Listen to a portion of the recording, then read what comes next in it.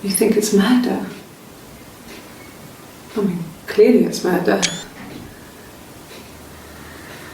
What can I do to help?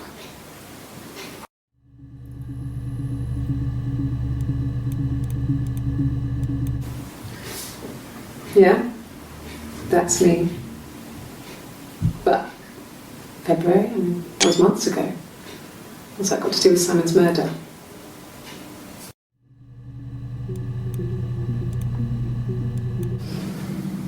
I didn't murder Simon. You've got it wrong. You've got the wrong person.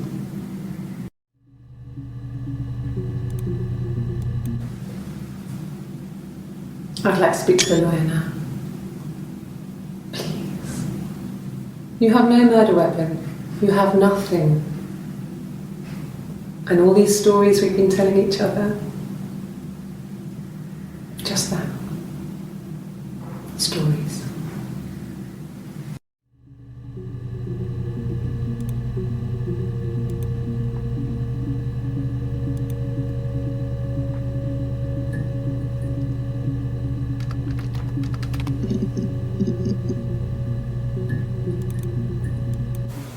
Okay. There's a girl and she's staring out of the window. She's sad. She's trapped. She's here. She's looking out the window because her mother won't let her out.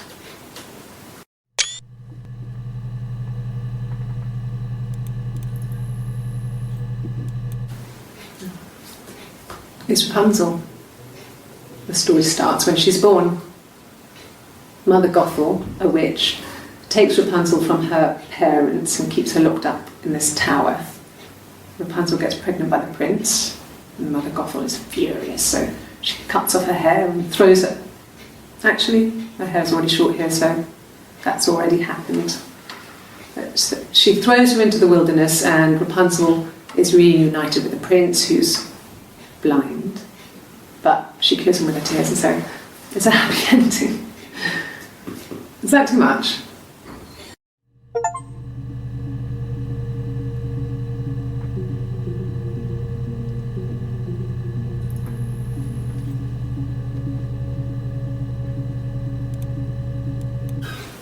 I would have been a good mother. I was young, but I would have been a good mother. She was a girl, by the way, the baby. We were going to call her Sarah. Simon wanted to call her Ava after his nana, but I didn't want her to have a symmetrical name.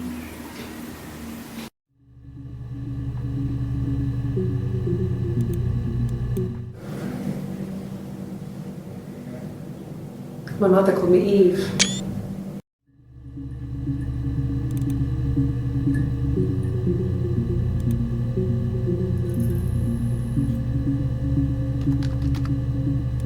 Well, she wasn't my real mother, but she raised me. Do you want to hear the story? It's a real-life fairy tale.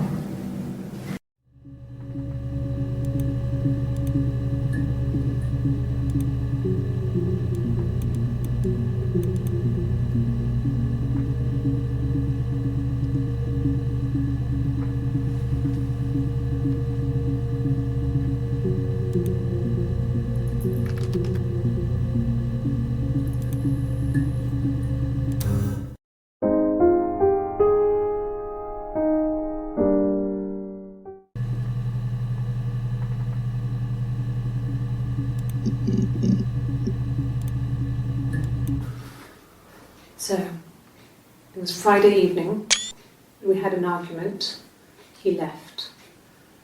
On Saturday he didn't come back, I waited all day. He was supposed to go help Eric out with something on the Saturday afternoon, they had a job, he didn't show. So Eric was ringing on the phone. I checked at the Rock, that's our local. They said they'd seen him on the Friday night but not since. He still wasn't back this morning, it just isn't like him at all. Still not back by dinner time. It's getting dark again, so I decided to come and see you. His parents haven't heard anything either.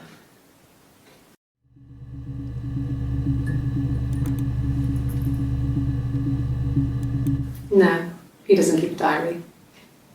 That's my thing. I've kept one, well, as long as I can remember, since I was a girl. It helps make sense of my day. And when you're forced to put something into words, it just gives you perspective. Everyone's on the same page.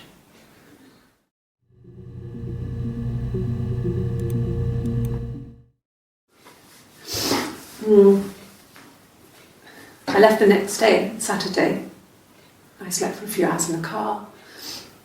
And when I woke up, I came straight back. Simon wasn't returning my calls and I wanted to try and make up. I got back to the house and Simon wasn't there. And excuse me. Is there a bin?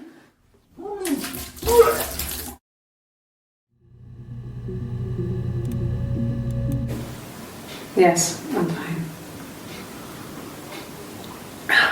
I won't be sick again. This happens some days. I'm pregnant.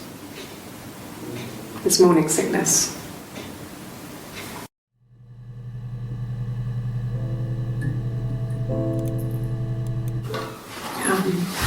I hoover, I dust every week, maybe less.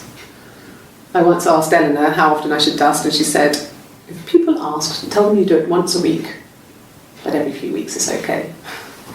I think she was just trying to make me feel better. I mean, when I was there, she was hoovering every day, ran an ordered house. You know how that generation is, putting on a brave front. She has secret stashes of cigarettes. Doug doesn't even know she smokes. When I was there, I saw her. She has these sort of porcelain vases, ornamental, next to the Reader's Digest books. Cigarettes inside. And she still has them. I mean, last time I was there, I looked in a vase. There was a fresh pack. I mean, all those years of marriage, and she still has a secret like that.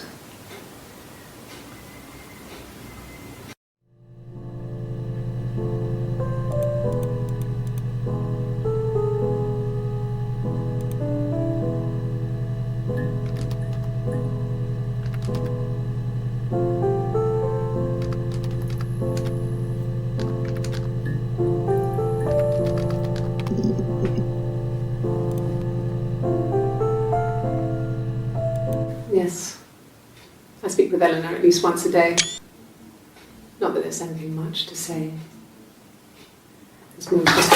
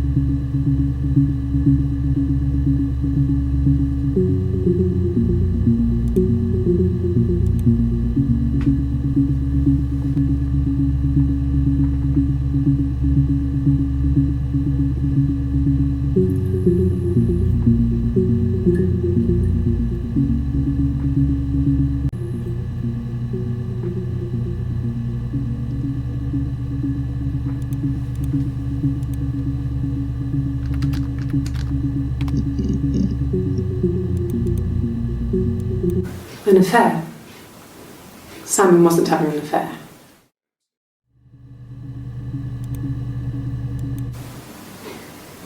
You're reaching here. Oh, I don't know why. No, I've never cheated on anyone. I've never taken anything from anyone. Simon is dead. But I have my baby to care for. Why are you trying to make me sad? Why are you so obsessed with sex and affairs? You cheated on your wife. Is this your thing?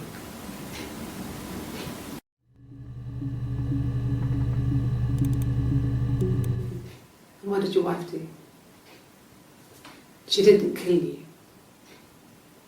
You think I killed Simon because he was having an affair? Well, I didn't kill him. I wasn't even there. I was in Glasgow worrying about whether my baby was still growing inside me. I mean, why would I kill Simon? I loved him.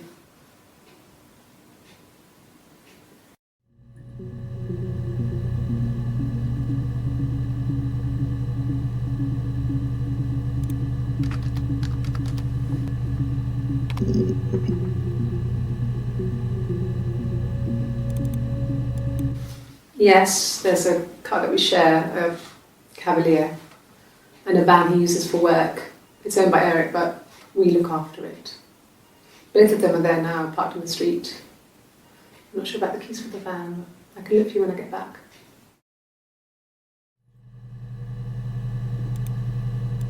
Yes. He left after the argument. It was about 8 o'clock. No. I lost the baby. I had a miscarriage at 8 months. We carried on living at Simon's parents until, well, it was only a few months after.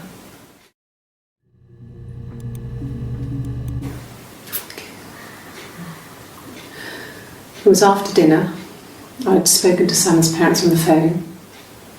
I looked up for an early night and I suddenly had this thought. I think it was something his mum had said. She'd been speaking about old stuff, sad stuff, about when we lived there, about the baby. There's some boxes in the cellar, nursery stuff we never needed and I never had the heart to throw out. And I suddenly remembered that when I'd looked down there the week before, those boxes, that pile was in the wrong place. I went cold all over. I went down there with a torch and went straight to the back, and that's when I saw the bin bags. Pulled them open, saw the body. I screamed and that's when I called the police.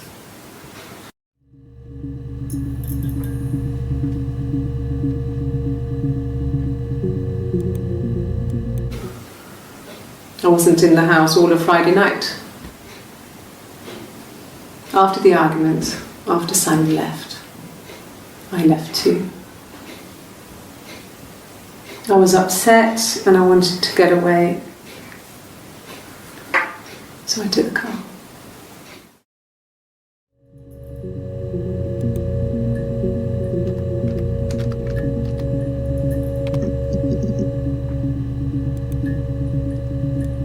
No.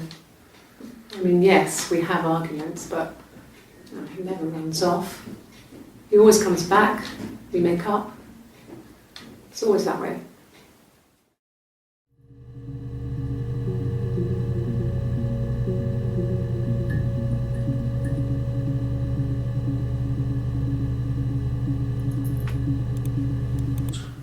He has a wallet, a huge silly thing, leather, real leather, I think.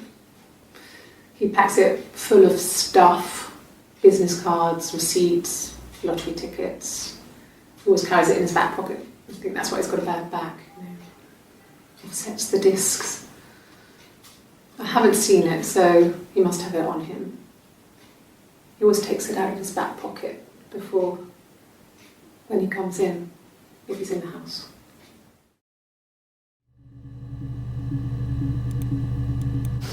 We spent the wedding night in a hotel in Brighton. It would have been too much to do more. We were saving for the baby. It was wonderful to be in a hotel, away from home, just alone together. Since then, we've always tried to get away for our holiday.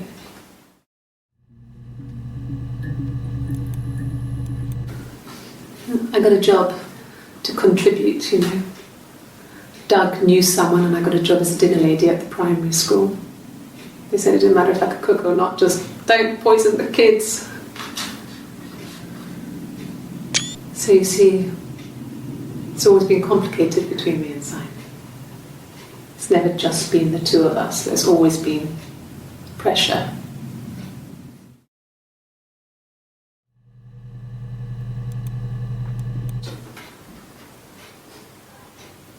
His body didn't look real. And his throat, it looked like his throat had been cut.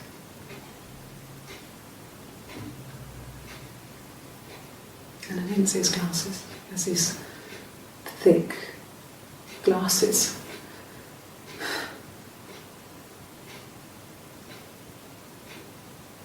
He doesn't always wear them.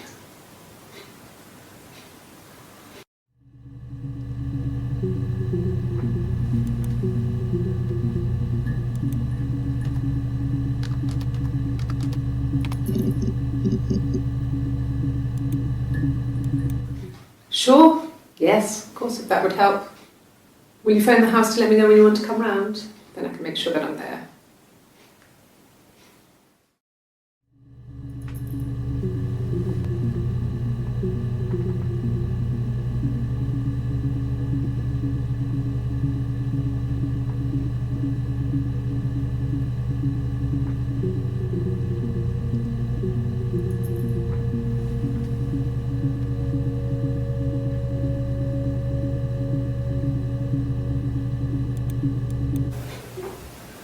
Yes. We'd fight. We fought on the beach once and I held Eve's head underwater. There was no one else around. It was at the far end of the beach and I held her head under and I kept it out. And for a moment, I just wanted to kill her and watch her drown. But that was it. It was just a moment. We made up afterwards. It was a love-hate relationship.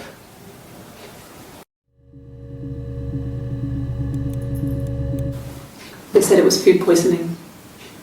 There was something in the food they ate. My dad liked to pick mushrooms, grow them too. They said it was the mushrooms. It was hard to believe. Death caps. They have a skirt around the cap. My dad taught me that. But, the police had no reason to think it was suspicious. They lived alone. And no one had any reason to hurt them.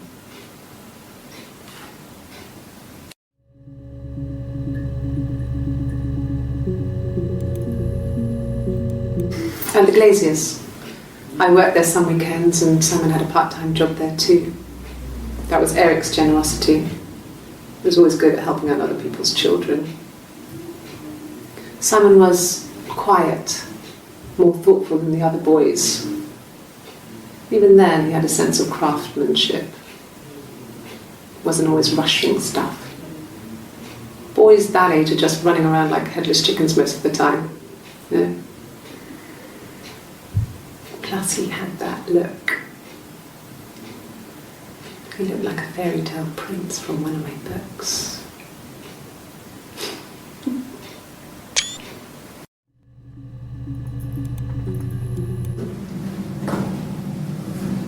Across the road, where my parents first lived there, was a midwife called Florence. When Hannah was born, I was born at the same time. The midwife was there to help. I'd been throttled by the cord, probably wrapped around my neck by Hannah. The midwife told my mother I was dead, but I wasn't. She wrote all this stuff in a diary. Amazing what people will admit to on paper.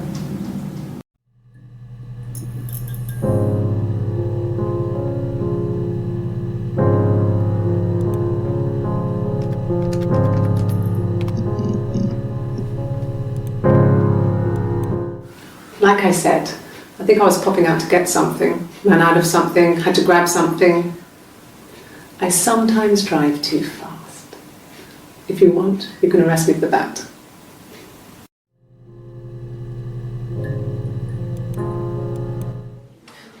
For fuck's sake. Can I leave? Are you going to arrest me? No.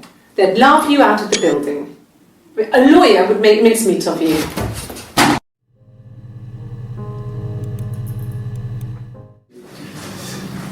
This is a nicer room. Is this where you take people when it's time to arrest them? Yes. No lawyer. What are you going to arrest me for?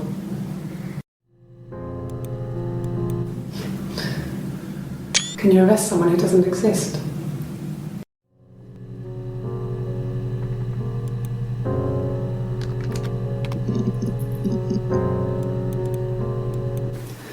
No, he was as shy as me. I asked a friend to ask him out for me. We had our first date at the Odeon in North End. We went to see Risky Business. I had on my one best dress. Simon paid, and he bought me a whisper, and I was worried about getting chocolate on my teeth.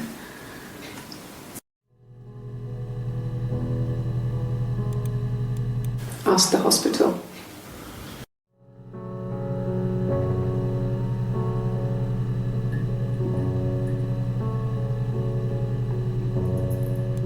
Asked the hospital. Asked the hospital. Really? You're going to ask me about my sex life? I mean, isn't that private? Simon and Eric arguing?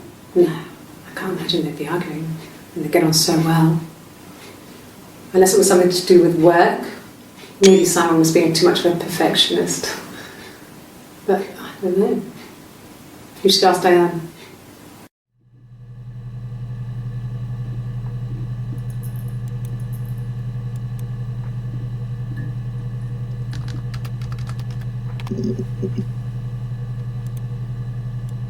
Yes. I inherited it from my parents, so it made sense to move back. Me and Simon. Felt like going back to old ways before the pregnancy. Reminded me of being a girl, a dollhouse in the attic, old things. We didn't sleep in my parents' bedroom for a long time. We decorated it as soon as we moved in, but it was another year before we started sleeping there.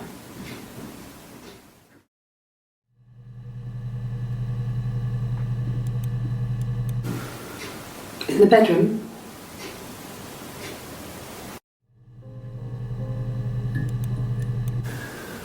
that can't be right. In the bedroom. Okay. I parked up on the street. It was busy, so I had to park down the end of the road. Walked up, knocked on the door, no answer. I took my keys out of my bag and unlocked the door. The main lock was unlocked. You can tell because the key doesn't turn when you try to turn it to the left. I walked in, Simon's coat wasn't on the peg. I couldn't see his shoes in the shoe rack. I shouted out. I walked straight into the kitchen because he usually sits in there to have a cup of tea and read his paper, but he wasn't there. I touched the kettle, it was cold. I looked quickly in the living room, nothing. So I walked upstairs to the bedroom and he wasn't there. I didn't search for him because it was pretty clear he wasn't there. I had a shower. The phone rang whilst I was in the shower. I didn't answer it. I think it was Eric. Then I was just exhausted.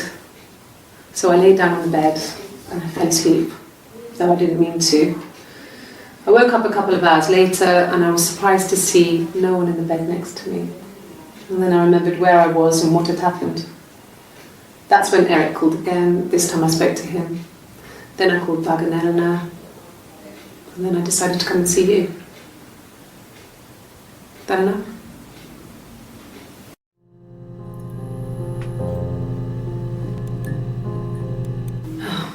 Okay. I parked up on the street. It was busy, so I parked down the end of the road. I walked up to the house. I knocked on the door. No answer. I took my keys out of my bag, unlocked the door. The main lock was unlocked. I could tell because the key wouldn't turn when I tried to turn it to the left. I walked in. Simon's coat wasn't on the peg. I couldn't see his shoes on the shoe rack. I shouted out for him. I walked straight into the kitchen. He usually sits in there to have a cup of tea and read his paper. He wasn't there. I touched the kettle. It was cold. I looked quickly into the living room. Nothing. I walked upstairs to the bedroom. He wasn't there. I didn't search for him because it was pretty clear he wasn't there. Then I had a shower. Whilst I was in the shower, the phone rang. I think it was Eric, his boss. I didn't answer it. Then I came out and I was just exhausted. So I lay down on the bed and I fell asleep, but I didn't mean to. I woke up a couple of hours later and I was surprised to see no one in the bed next to me. And then I remembered where I was and what had happened. That's when Eric called again. I spoke to him. Then I called Simon's parents. And then I decided to come and see you. That enough?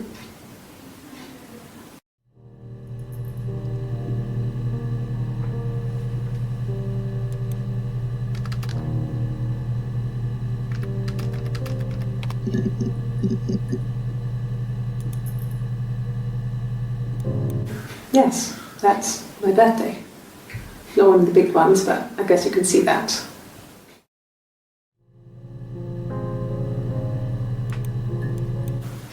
It was my birthday, like you said. We were going to have a meal at home. We had our meal. He gave me his present. I guess I didn't like the present.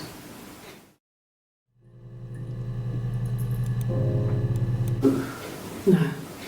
Well, yes. He found out on my birthday. I told him I was pregnant.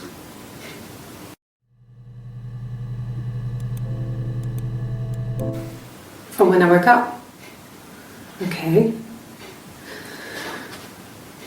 I woke up. Simon was already up and he made me birthday breakfast of eggs Benedict. We both had to go to work, so we saved presents till later. I got to work, had some birthday cake, children sang me happy birthday. Then I came home. The birthday meal was a takeaway, and Simon gave me his present, which I didn't mind. And after that, we talked about the baby. It turned into a big argument. Simon left. I was furious. I wanted to get as far away as I could and get some space to think. So I left.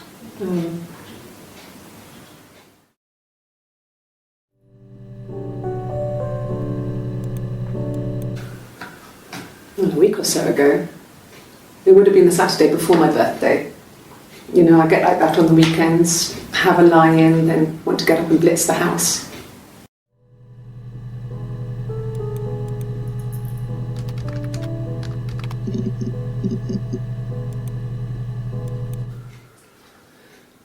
Simon is 6 foot, darkish blonde hair, average build. He's clean shaven.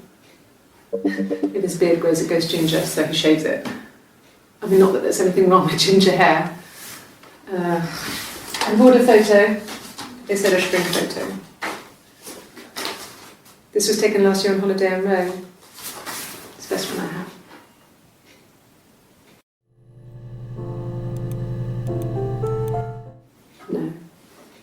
he spoke to Helen. She said he was upset about her argument, but I'm not sure what else he said. He likes Helen. He likes blondes. Could the hairs have come from somewhere else? I mean, could they... We have a lot of dolls in the attic. There's a Rapunzel doll with long blonde hair. Could they have come from there?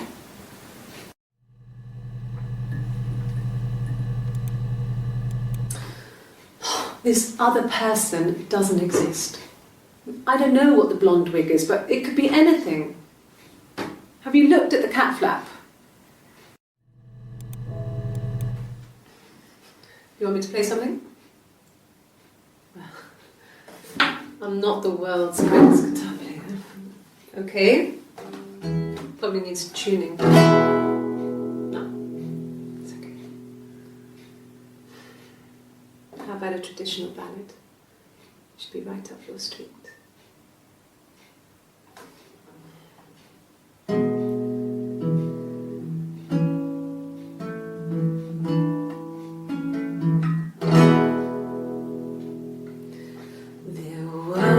Two sisters came walking by the sea. Oh, the wind and the rain. The eldest one pushed the other one in. Oh, the dreadful wind and rain. See, they both had a love for the captain's son. Oh, the wind and the rain, but he only cared for the youngest one. Oh, the dreadful wind and rain. Oh, the eldest envied her sister fair. Oh, the wind and the rain, with a pretty little face and her long blonde hair. Oh, the dreadful wind and rain. So she pushed her in and held her down. Oh, the wind and the rain watched her as she slowly drowned. Oh, the dreadful wind and rain. Oh, she floated up and she floated down. Oh, the wind and the rain floated till a ship came by. Oh, the dreadful wind and rain. Out comes the captain's son. Oh, the wind and the rain. Father dear, here swims and swan. Oh, the dreadful wind and rain. And then it gets really weird, so I think that's a good place to stop.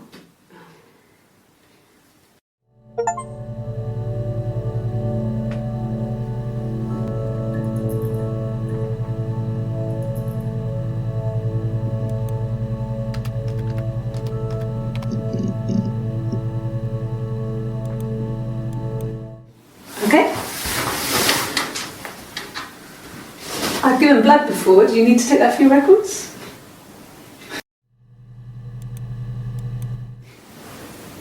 Nothing like this has ever happened to me before.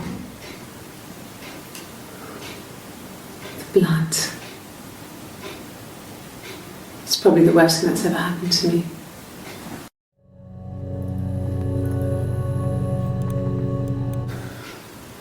Well, fine, considering. I got back into the house today, and that was weird, knowing your people have been there through my things. It's like I've been burgled. I mean, worse, obviously. I don't know. I haven't looked in the cellar yet. They sent a cleaner in. As good as new, he said. But they had to throw some stuff out. Couldn't get the blood out.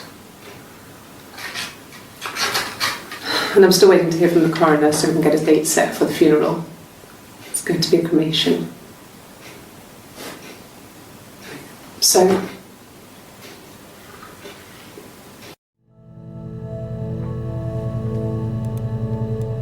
like I said before, it was 3 something like that. I walked in, saw Simon.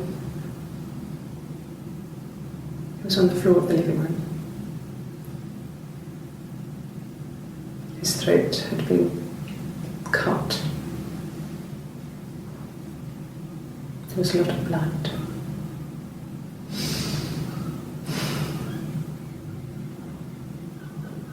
Yeah, he was dead.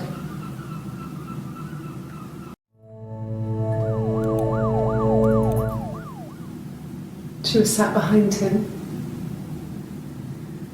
She had my wig on. And she'd been there all day.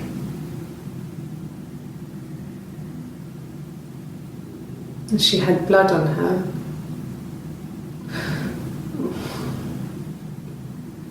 And she was in shock.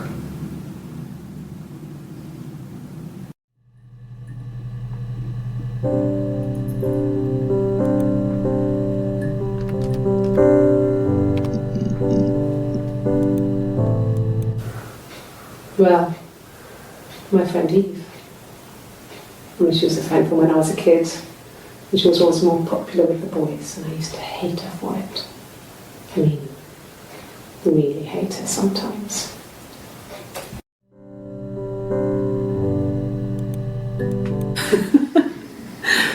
Was he my first?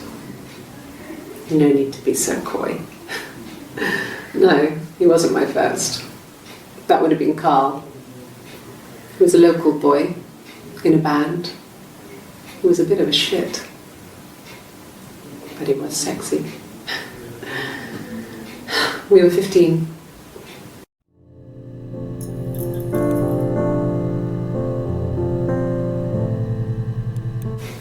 Family.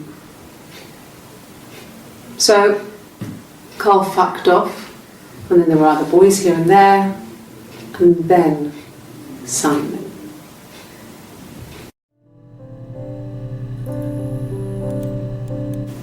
I wouldn't say that. It could be passionate. It's just, it was more than that. It wasn't just sex like I had been with the other boys.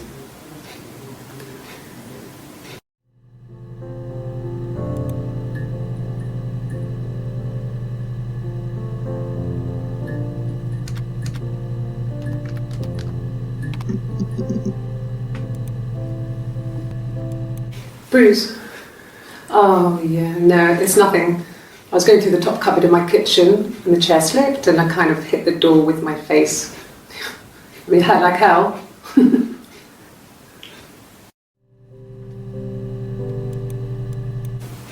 The bruise.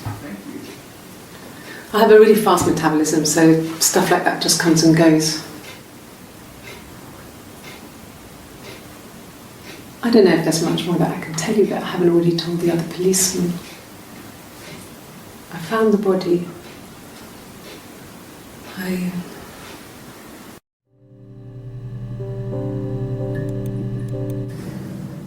If one of us got hurt, the other one would have to be hurt too. A grazed knee, a bruise. When I lost my tooth first, we had to pull out Hannah's to match. Once, I slept with a boy who was seeing another girl. The girlfriend came up to Hannah the next day and punched her in the face, gave her a huge black eye. That night, she had to do the same to me. But she almost went too far. I couldn't see out of that eye for days. But she snuck a frozen piece up for me from the kitchen. So much of our bodies was synchronised anyway. We started our period on the same day, all our childhood diseases, stomach bugs, nits.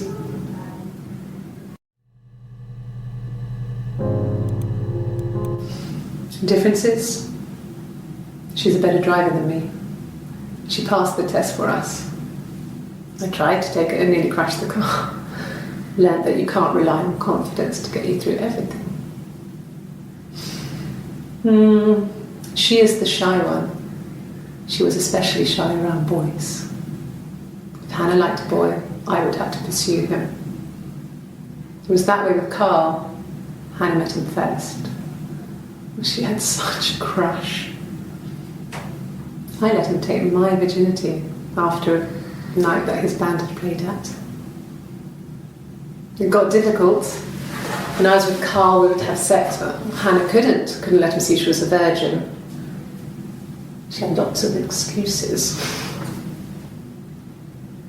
After a while, we decided that I should take Hannah's virginity. It's not that different to a bruise, pulling a tooth, a graze. We used a hairbrush. After that, we took it in turns, though. I was always the one who seduced the boys.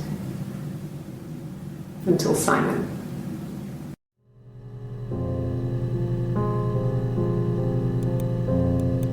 This was about 9. I went round and she was waiting for me. She was furious and so angry, the kind of anger you can only have towards yourself. We screamed at each other, argued, cried, we fought. I hit her back, left a bruise. I had my wig on from performing, she tore it off. Eventually, we grew tired of fighting and I left.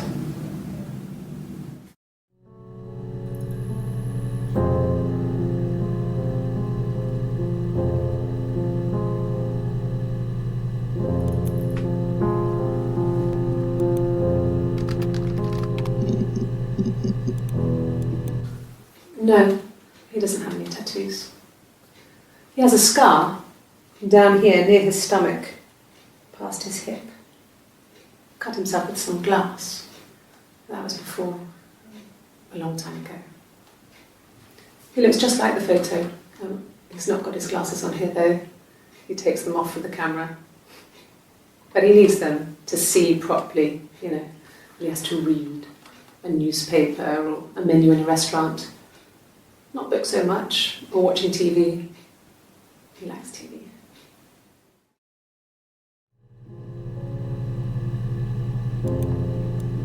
Just the one sugar. Thanks. Is that camera recording?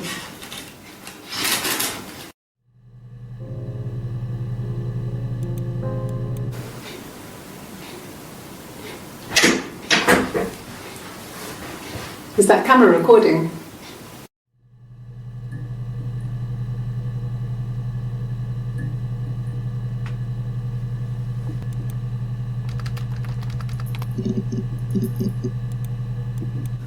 No, I have never been unfaithful. I've never cheated on Simon. Have I ever cheated on Simon? You asked that question yesterday.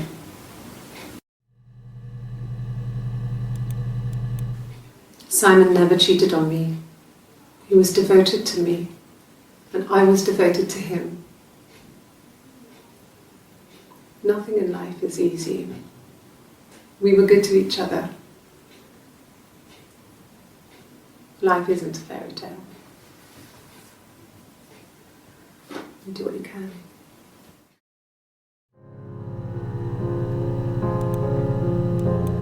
It was supposed to be a secret. Just because Simon is dead doesn't mean I have to give up all his secrets. It doesn't have anything to do with what happened to Simon. No one murdered my husband because he cheated his expenses for a romantic weekend in Oxford.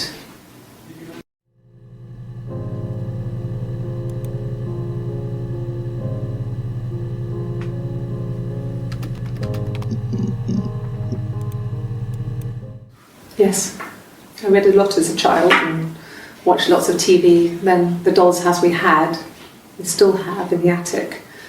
It's kind of a fairy castle. We used to play out there and make up our own stories. Yeah, we were 17. It was a nice wedding, people said. Simon looked very handsome in the photos. His parents paid for everything, but he's an only child, so it was important to them. It was what they called a shotgun wedding, but if you looked at the photos, you couldn't tell. The dress was beautiful. It looked like Princess Diana's. The train wasn't quite as long though. There's a great photo of the bridesmaid helping to carry it out of the car.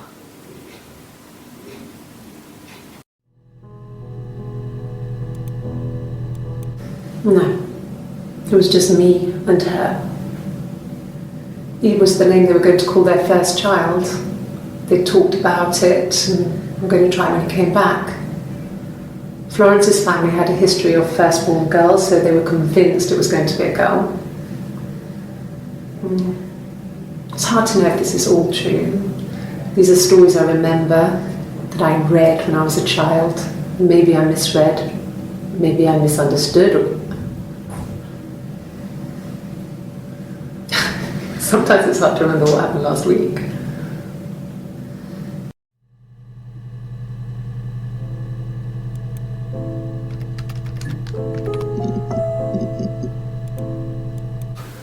When will the police let me back in the house?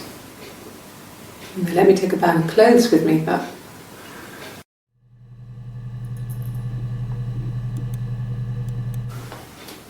Look, on his clothes, that would make sense. He made it. By hand. I mean, he brushes the silver onto the glass. It's not how they make mirrors these days. I mean, he made the mirror and he gave it to me.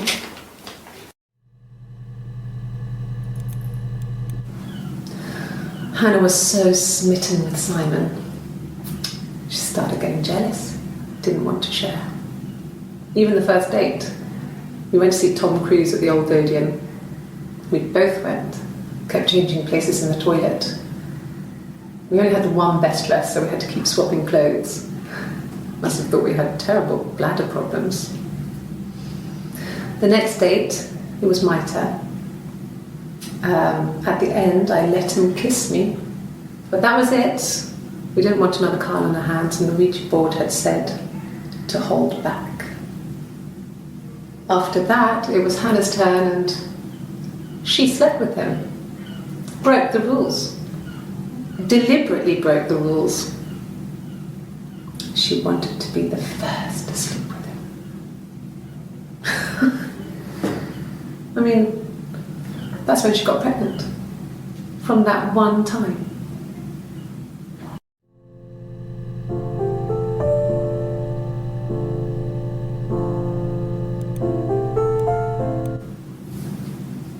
Her story is that she'd waited for him to come back.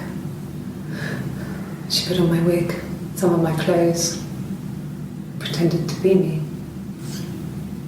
They talked. She'd enjoyed being me. He said he wanted to be with me. Then he took out a present, another mirror. Just like the one he'd given her earlier. That unique present. She went crazy, smashed the mirror. They argued, screamed. He hit her. So she grabbed a piece of the mirror and just swung it round. She cut his throat clean open. She'd only meant to scare him off.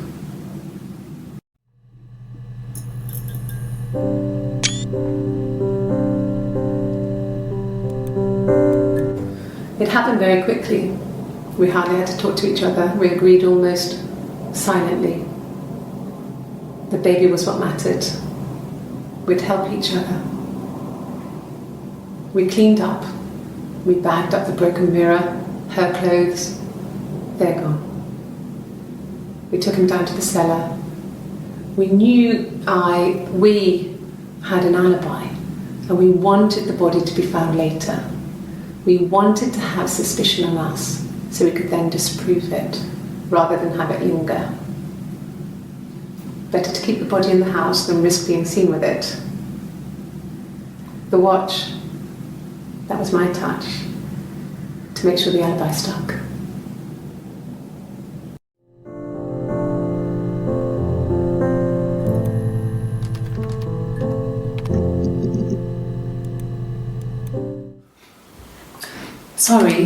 Sorry.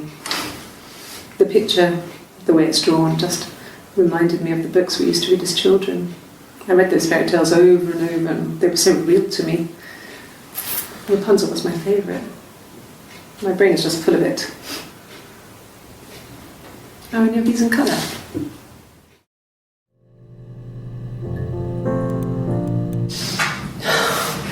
We were obsessed with fairy tales. Not just the pretty ones, but the traditional ones. They were dark and real, bizarre and violent. Felt like life. We had this huge old book that I think Mum must have bought from a library sale. The illustrations had thin tracing paper over them to protect them. They were in colour, shiny plates. At the front of the book was an index of illustrations. We read that more than the actual stories. We'd read aloud the captions and flip between the pictures. There was something intimate about peeling back the tracing paper, undressing the pictures.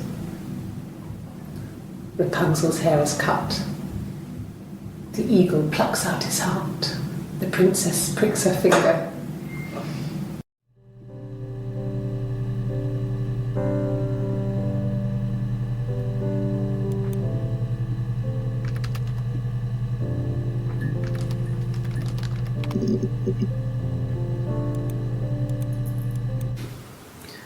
Eric was like an uncle to him.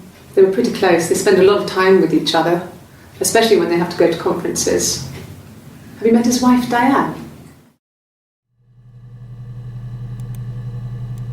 There was a conference, something to do with double glazing, in Oxford. Are you sure?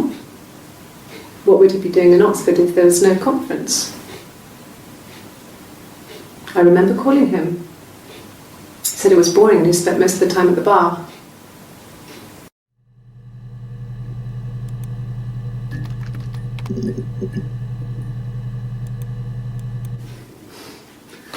Must think it's very cool that their dad is a police detective.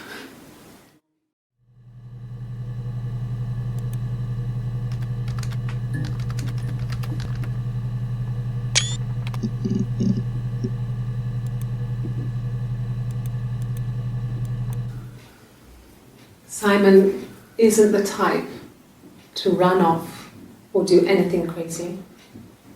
Someone must have done something to him, or there must have been some kind of accident. So what do we do next?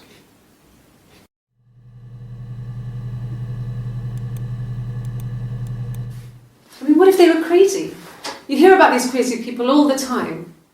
I mean, why would anyone who knew Simon want to kill him?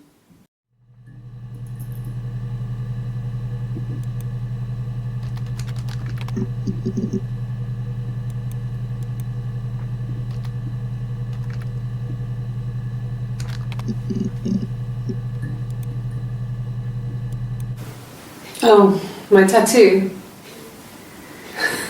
I got it to express my individuality.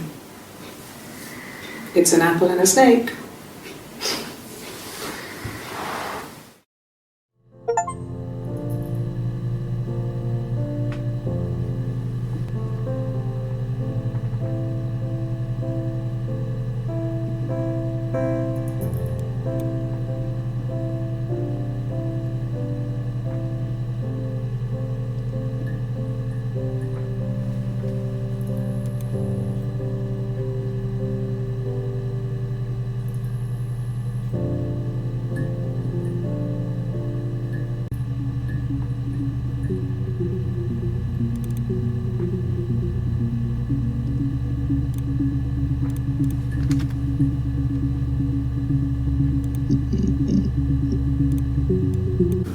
Yeah, when I was at school. I worked part-time in the front shop. It was sort of an extended family thing. My dad used to work there, my mum worked there before I was born. I took care of paperwork, filing, typing out invoices, that kind of thing. It was a good job for a girl back then. I didn't work a till or anything though. I was quite shy, so I wouldn't have liked to have worked a till.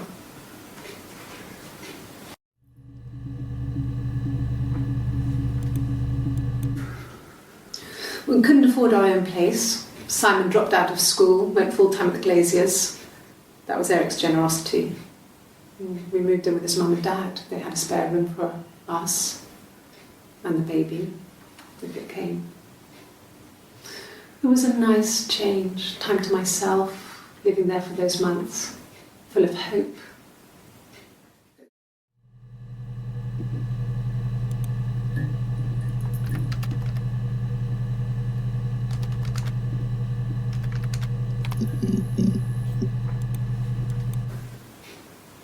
No. The whole thing was wrong. The bags, I think they were from our kitchen, you can probably check that. We never go into the cellar. It's just a place we put things we don't need. My dad used to grow mushrooms there. The bags were taped up. I think it was parcel tape, but I think it was ours.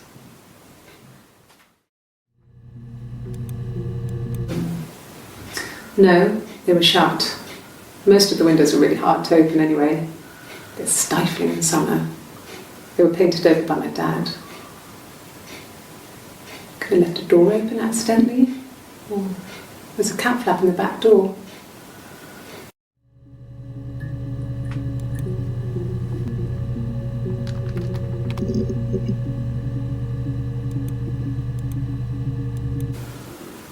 I did. Well, we met when we were 17, both working at the Glaziers.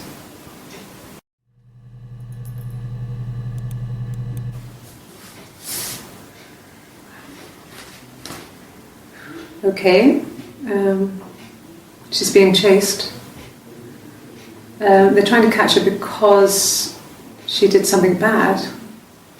I guess she broke the rules. Or maybe they think she did something bad. Maybe it wasn't her fault. She looks scared, not guilty. Maybe it was mistaken identity. Did they catch her there? I don't know.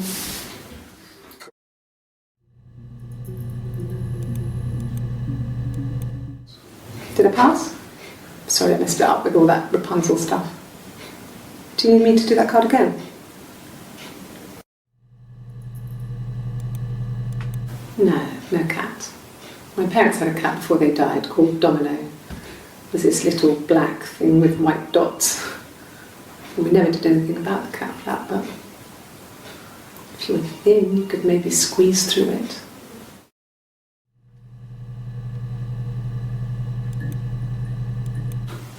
I think so. I mean, to get into our garden, we'd have to climb through other gardens. All the gardens back onto each other, so you'd have to climb over 1, 2, 3 gardens to get to ours. I mean, did anyone see anything? Did anyone see anyone come and go? An intruder?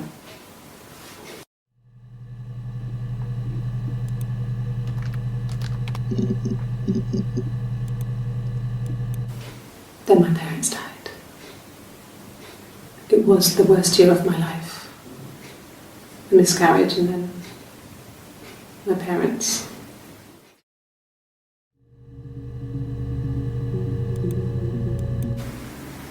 Yeah. 1984 was an awful year in the end. We were living at Doug and Eleanor's. I lost the baby at the end of spring and my parents died in the summer. It was a hot summer, a heat wave. So when they discovered the bodies, it was just awful. Because of the circumstances, them dying together like that, they brought in a lot of police. A forensic entomologist. I had to look that up. It was because of the heat. It's just awful.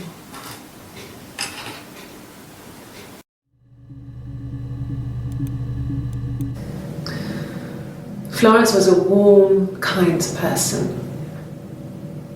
But she was broken, I guess. When I found her diary, I also found a biscuit tin with other stuff in it, older papers, letters, that kind of thing. Her story wasn't there.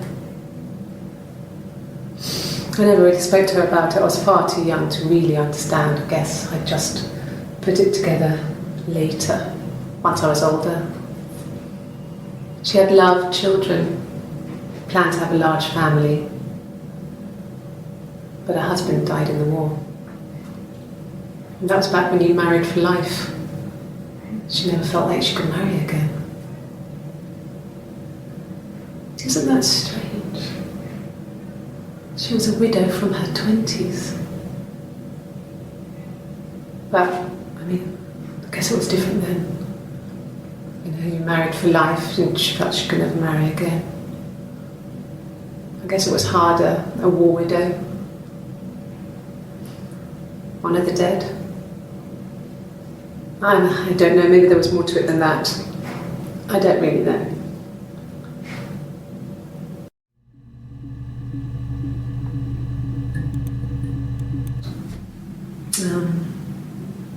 When I was 8, Mother died. She slipped down the stairs. It was an accident. I had read a diary at that point and I knew she wasn't my real mother. So I burned the diary that day and I left. Walked out and across the street.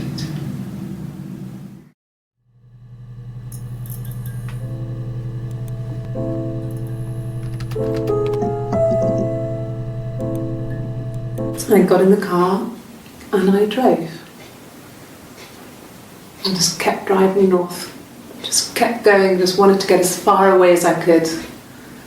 When I finally stopped, I was all the way up in Glasgow. I was so tired. I just had to sleep.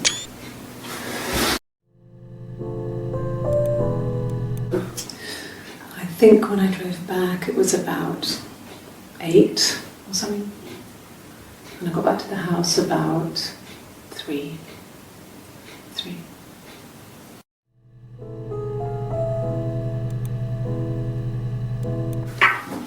Let me see. Yes. I drove in here because I remember, well, I went over the river. And then there was a church there. Yeah. And I probably parked, well, I remember seeing a street sign called Princess Street. Yeah, there it is. Yeah, so I'm pretty sure it must be this one. There.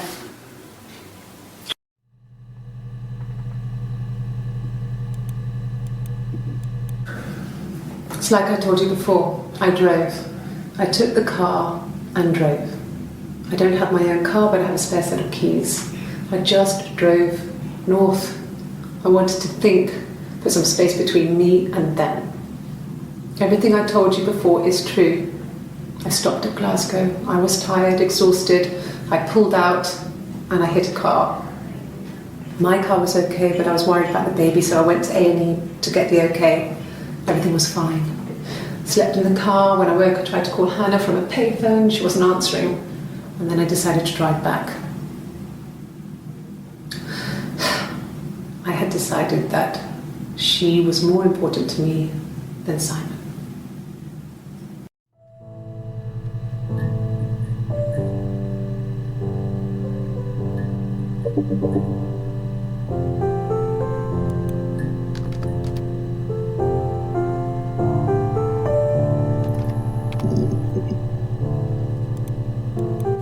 It was late, early Saturday morning.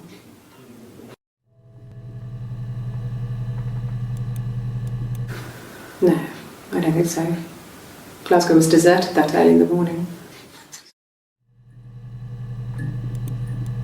No, I was 15, Carl was older, 17 I think.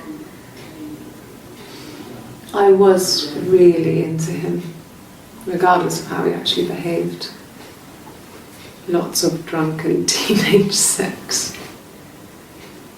We did it in a church once. It's stupid. So he got tired of us and We split up after about 6 months. It was sad, but those early experiences, they help you realise who's really important to you, you know? Family.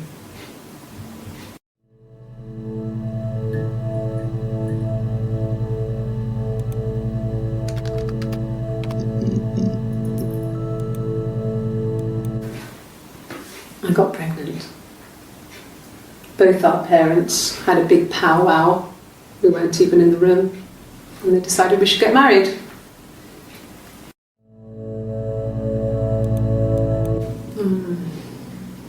About 8 years back. It was a present to myself. I shouldn't even be drinking coffee with the baby. It's been hard trying to give it up. I think they say you can have 1 cup.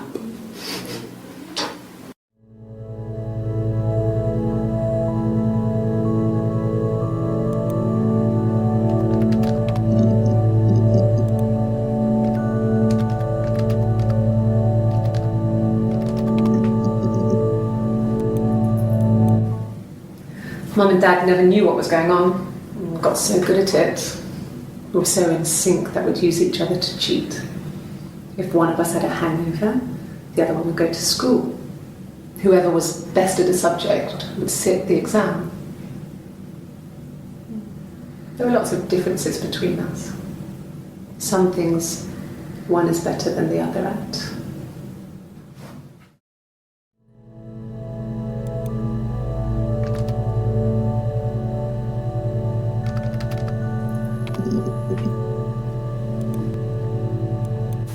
I mean, not really. He would go to the pub. He had his drinking buddies there, but no one ever really came back to the house. Sometimes Eric, his boss, and his wife would come over for dinner. That would be us returning the favour. Diana's a really good cook, into her trendy ingredients. And the last time Simon cooked something off MasterChef, he got the recipe off CFAX. And I did my Lloyd Grossman bit, commenting from the sidelines. I had to find fennel from the supermarket.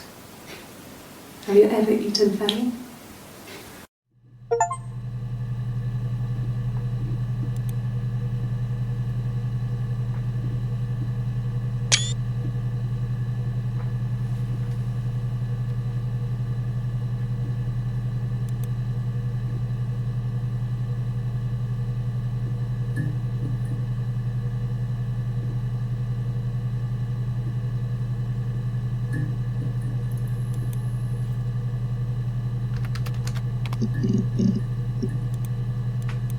Sure, I think. I do all the bills and paperwork and handle all the money stuff, so it should be easy for me to find. Do you want them dropped off to you?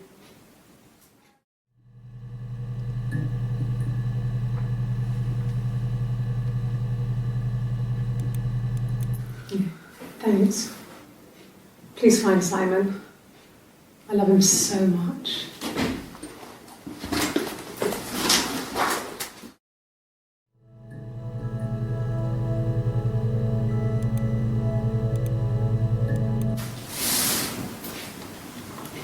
She's crying, I guess. She's sad because she thought she saw her husband with another woman. But it's okay, because she finds out it wasn't her husband, it was his brother. And so it's fine.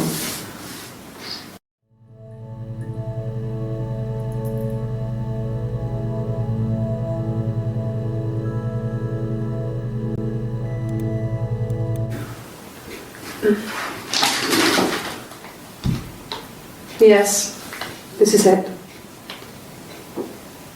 He made it himself. It's a special one-off. He made it and decorated it. That's his thing. Where did you find it?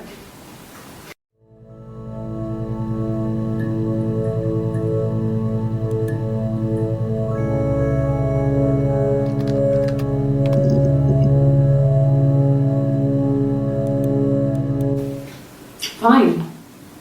I've never had my fingerprints taken before. I once put my hand on the oven.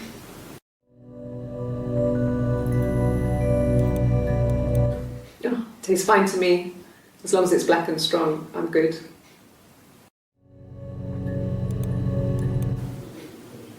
When I arrived in Glasgow, I was exhausted. The streets were empty. I was driving badly. And I hit a taxi. Not a big crash, just paintwork. The guy was so pissed off because I didn't have a driving licence on me. But when I told him I was pregnant, he made sure I got to the hospital so they could check me out. It was fine. The hospital must have details when I was looked at. There's a scratch on the car.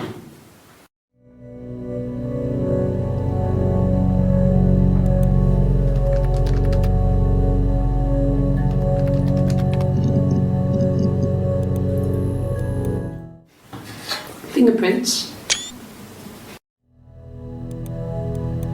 Yes, yeah.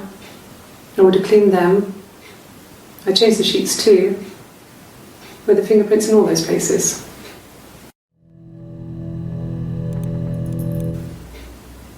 Could they have been my parents' fingerprints? I'm not sure how long they last for, but is that possible? Really? Go on then, take the cup, run your fingerprints. They'll match. Fucking idiot.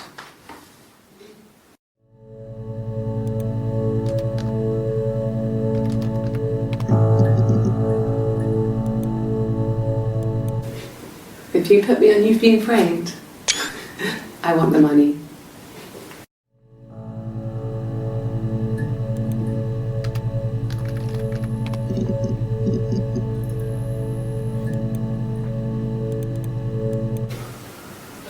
I wasn't in the house all of Friday night.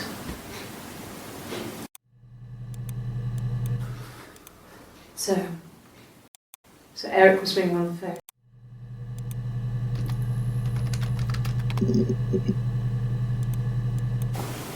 Simon's parents offered to put me up, but I didn't think it would be a good idea. It would be too sad. Not right now. I'm staying at a friend's.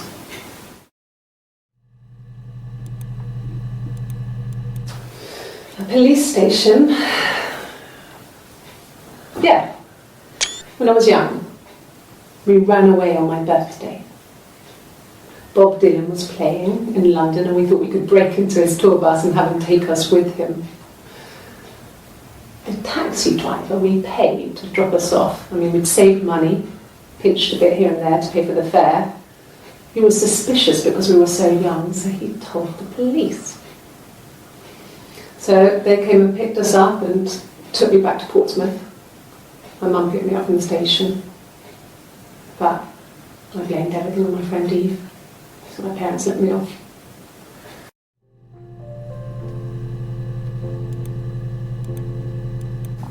Mum and Dad had never had any reason to notice. They were always busy. If Hannah was eating a lot, they didn't mind. She didn't put on any weight. That girl has a healthy appetite. If they heard us talking in the attic, they just thought it was Hannah playing one of her games, and that Eve was our imaginary friend. Once, she was already up and dressed and ready to go to school, and I snuck down for a piss. Mum saw me in my underwear, she went mad. Get dressed this instant! So I ducked into our bedroom, and seconds later, out came Hannah, dressed and ready. My mum was amazed.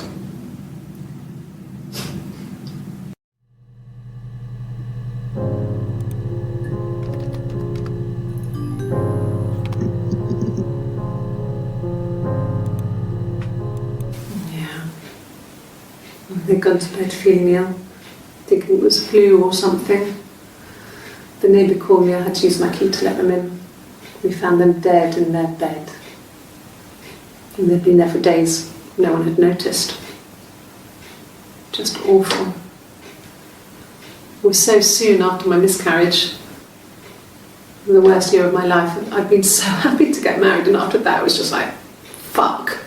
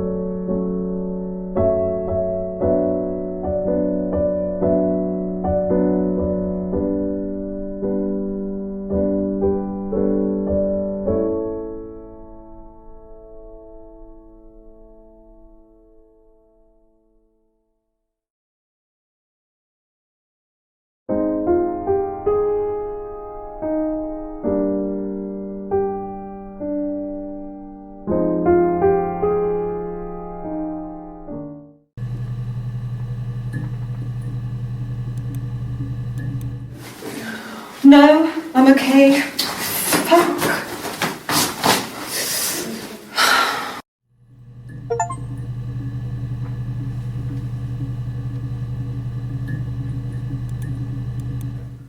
Are you arresting me? No. Fuck off. Open this door.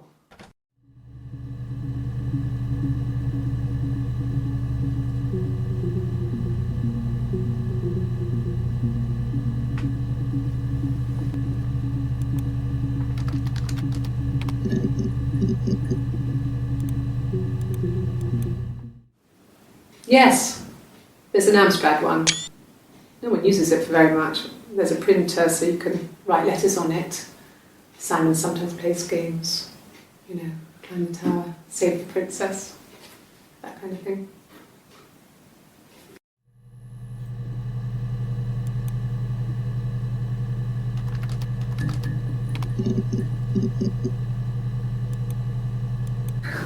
We loved our cat, Domino. He had this little bell around his neck to stop him from killing birds in the garden. And we used to write each other notes and put them in the bell, and we could send them to each other. Mum found some of the notes once, and she thought I was just writing to myself because our handwriting was identical. And we had our own words for things, so she didn't quite understand them anyway.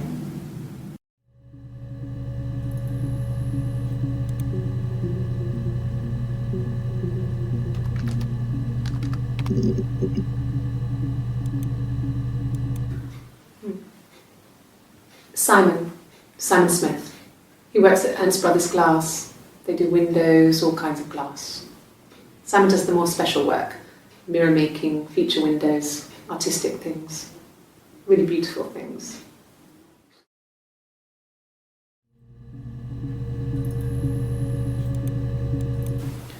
It wasn't the present so much, it was one of those arguments that had been simmering for a while. The present was a mirror, a nice mirror. He'd engraved the glass, the kind of mirror a princess would have in a story. He made it especially for me.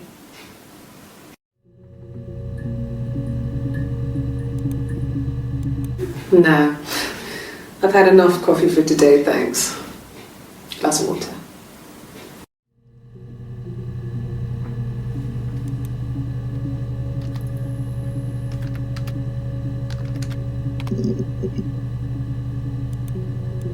A mobile phone? Yeah. Well, they have one for the glaziers, but it's only for work. I can't remember the number. Oh, it's in the kitchen. I saw it plugged into its charging cradle.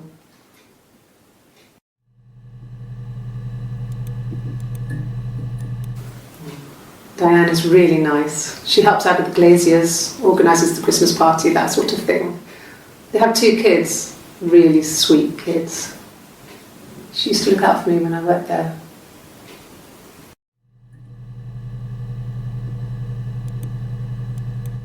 No, everyone loved Simon. He's a glazier, he doesn't have much money. I don't know. I don't know.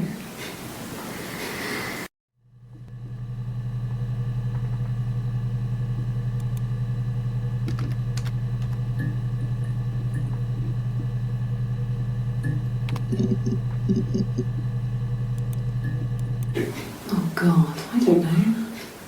I mean, I guess the Rock. You've spoken to everyone there. Someone must have seen where he went. I don't know. So many things could have gone wrong.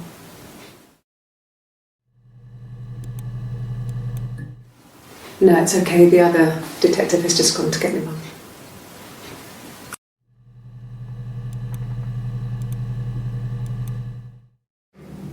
My sister is gone. And she's never coming back.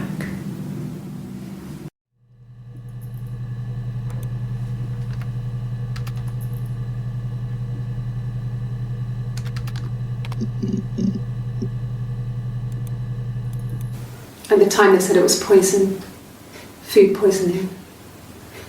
I mean, I felt so guilty. If I'd still been at home, maybe I could have done something. I don't know.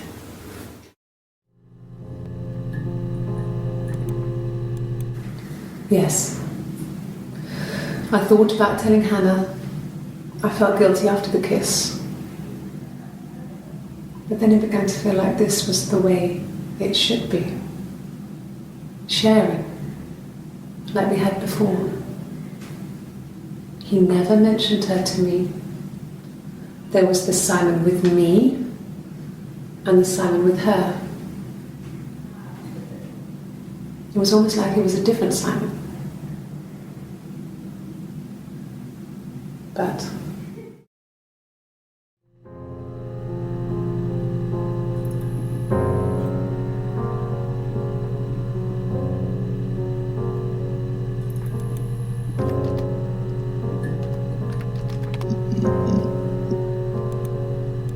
yes.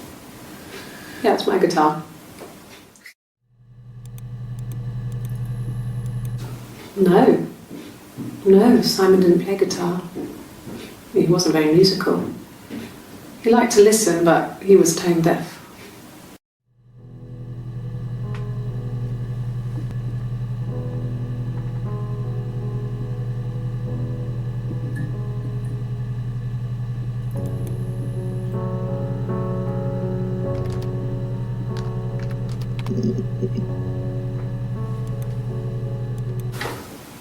What kind of hairs?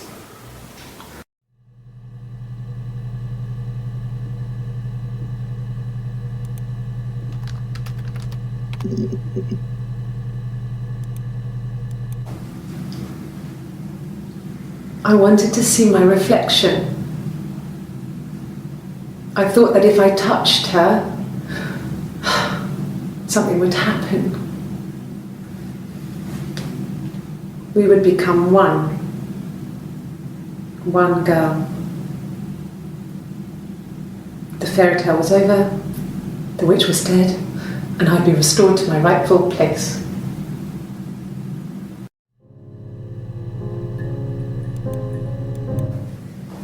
It just became our way of life.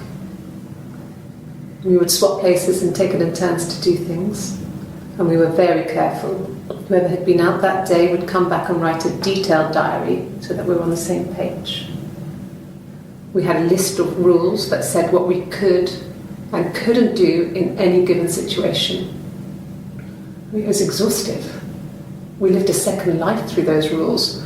Rules for things that could only ever happen inside our imaginations. We would consider all the permutations of future events and agree rules to walk our way through them.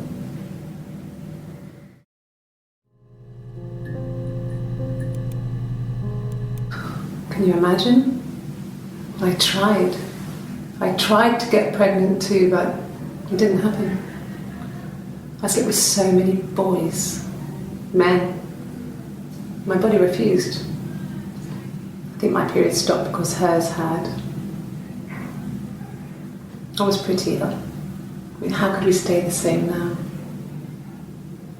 I felt like Hannah had really fucked things up. Set us down separate paths. We had become different.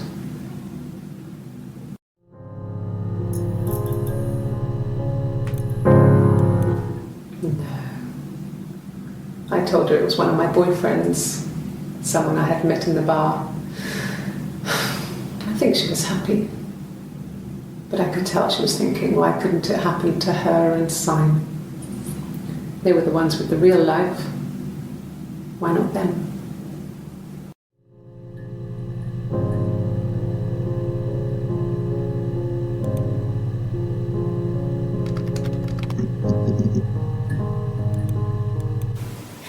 And the hotel said he was there?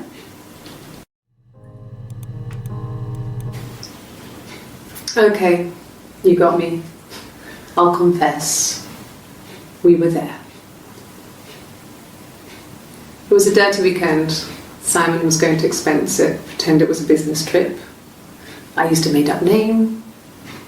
We stayed at the hotel, had room service, didn't leave the room, had a great view of the river, and you could hear the church bells. Like you said, it was very romantic.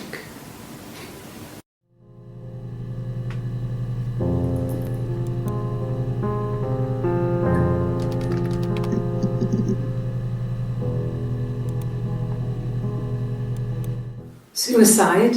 No. I mean, he would never do anything like that. He is not the kind of person to do anything like that. I mean, to hurt himself? No.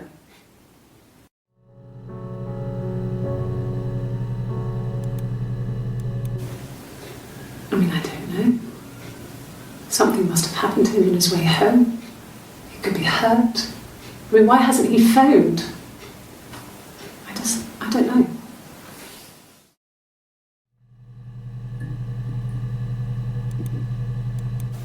Hurt someone? Yes. But everyone thinks that from time to time, right? You just want to lash out.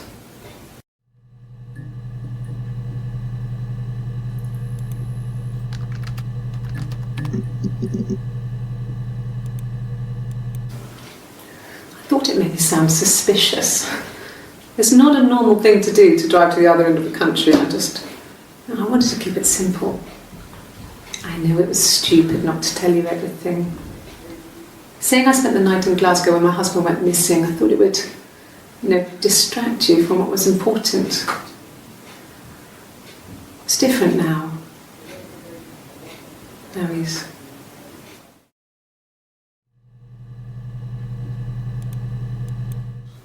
When you suspect someone of murdering their husband. I haven't been into work. I guess I've just been waiting, ready to hear from you, hear from my husband.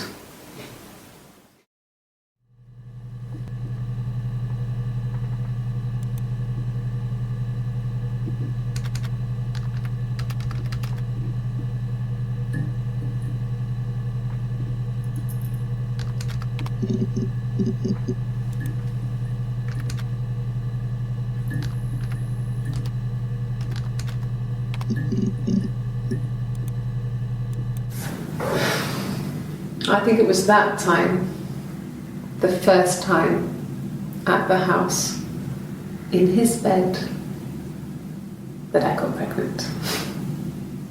Amazing, right? This fucking magic sperm. And they say lightning doesn't strike twice. I didn't tell him. I missed 3 periods. I had pretty irregular periods anyway, but 3. I had always thought we were infertile. Both of us. I didn't tell him. Just waited. Hannah and I were meeting for our birthday, and I told her because I thought she would be happy for us both. I think she was.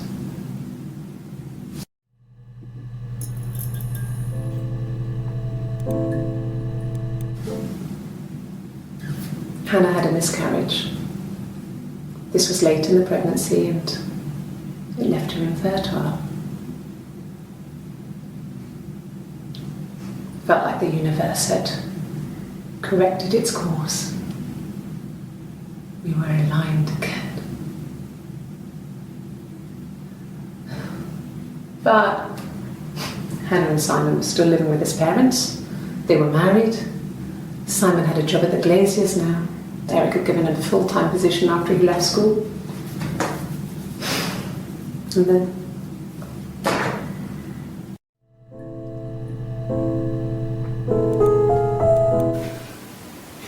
yeah. I was infertile. Thought I was. They told me I was infertile after the miscarriage because of complications.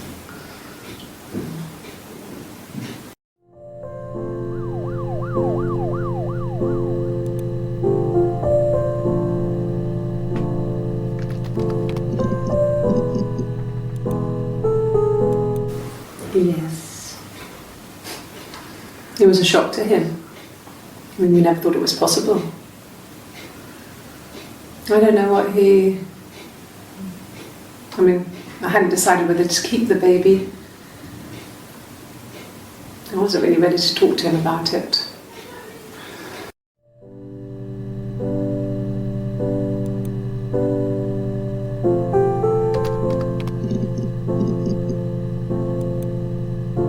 Yes.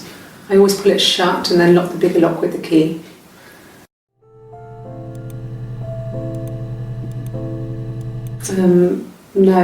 No, I don't think it was. I turned the key but it was already unlocked.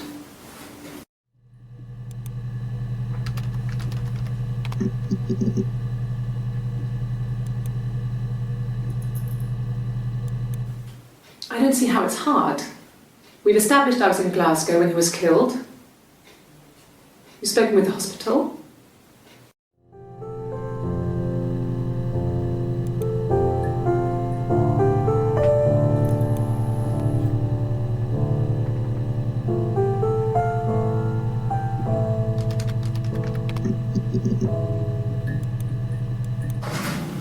It lasted about 6 months. I tried to carry on, but everything was different. Hannah insisted I not pretend to be her around Simon, let alone sleep with him. We didn't share him like the others. The rules had changed. Me living in the attic had become weird, in a way it hadn't been before.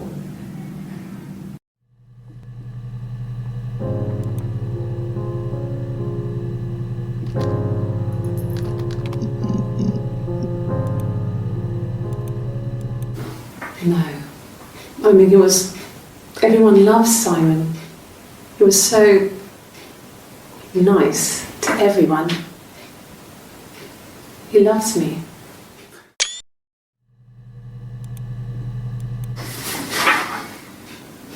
Cute. You must love them very much. What ages are they?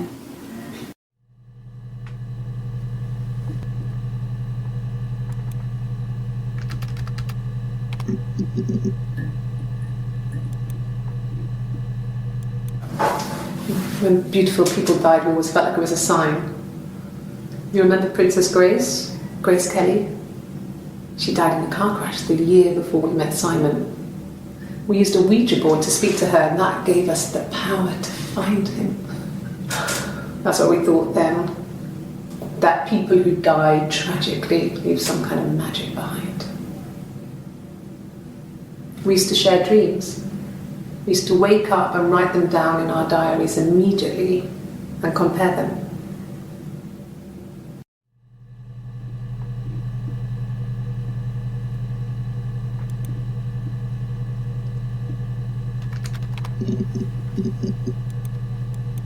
Well, there you go. How many kids?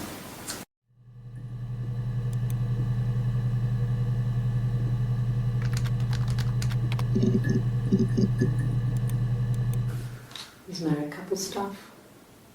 A stupid argument, nothing specific. No one knows how to push your buttons better than those you're close to.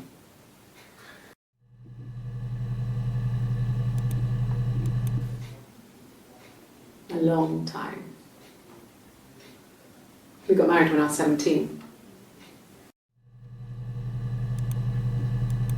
Childhood sweethearts. Something like that. Are you married, detective?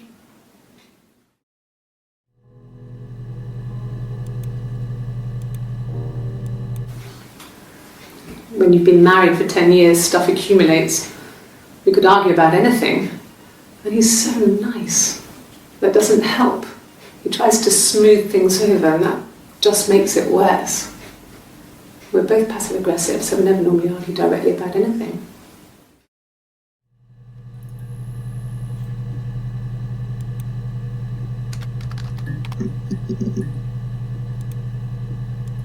No. The parents decided there would be a wedding. And after the wedding, Hannah moved in with his parents. There was no way I could follow, so we were separated again. I stayed in the attic. It was hard. It's like I suddenly didn't exist. I would sneak out, but in case anyone recognised me, I started wearing a wig. Hannah and I would meet up in the park.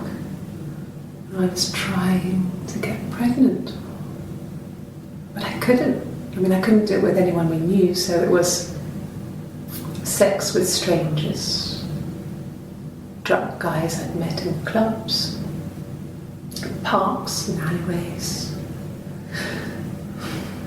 I was 17. It felt like I was being punished. But it was Hannah who had betrayed us. I had to stop when one of the guys gave me an STD.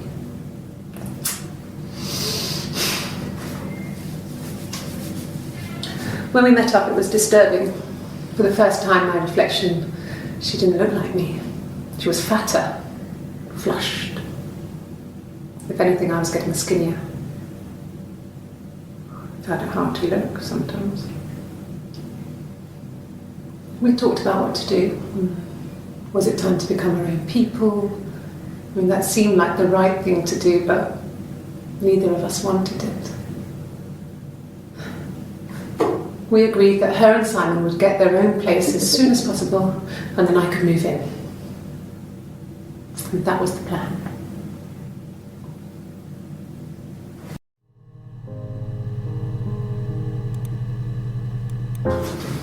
The legal stuff was completed very quickly. Hannah moved back in with Simon. Eric gave Simon the week off to help with the move. He decorated, modernised wallpaper, curtains. Hannah insists the attic be left as it was, dollhouse and all. Simon never went up there.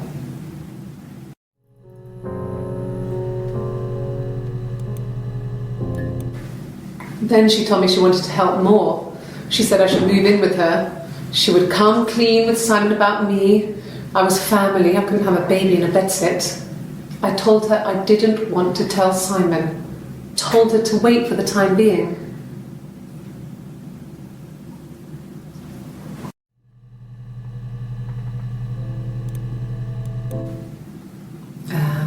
When she went home, Simon had a birthday tea waiting. Afterwards, she told Simon about me, told him I was pregnant. She wanted me to move in with them, this sister he didn't know she had. She knew that instant. The look on his face. She knew.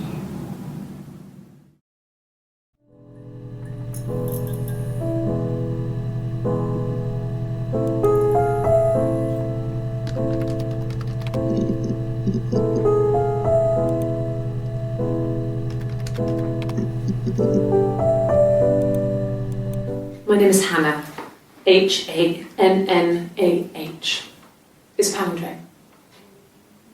It reads the same backwards as forwards. It doesn't work if you mirror it though, it's not quite symmetrical, but well, I mean, you get the idea. Sorry.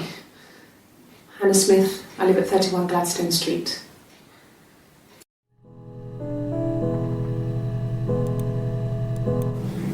Yes, my name is Hannah Smith. Oh, shit. Sorry. Yes, my name is Hannah Smith. Oh, shit. Sorry. My name? That was the only question I failed. Your lie detector works.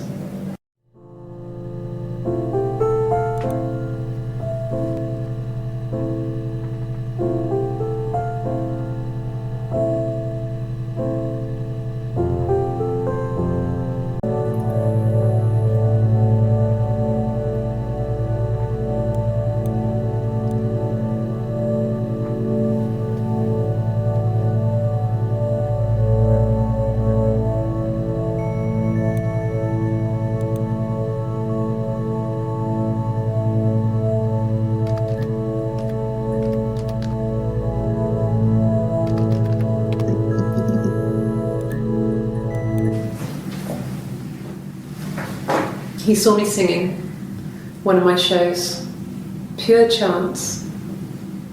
Not sure I remember what he was even doing there. Afterwards, I had a drink at the bar and he came over and we got talking. I knew who he was. Obviously I knew who he was, but he didn't know who I was. He was fascinated by the likeness. Guessed my name from my tattoo. Told me it was a palindrome, well, that would impress me. I enjoyed talking to him. It was amazing to be able to sit and interact and talk to him after all this time. He didn't tell me he was married. I'm not sure what he was thinking. He later told me it was like he was dreaming. A waking dream.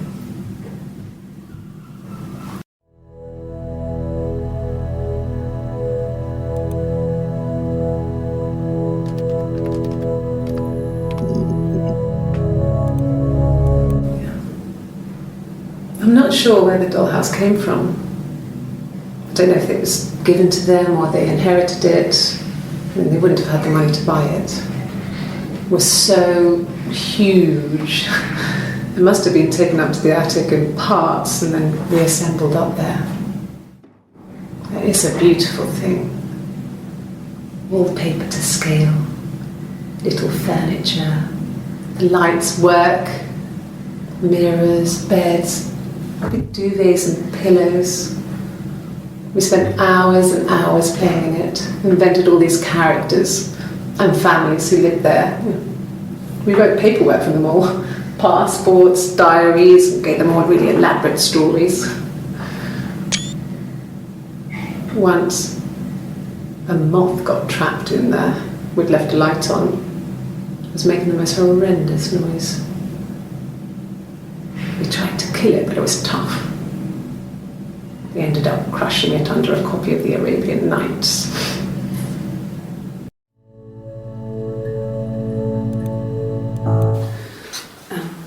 I sleep on the right side of the bed as you come in from the door. You can tell because I have 2 pillows and he just has 1.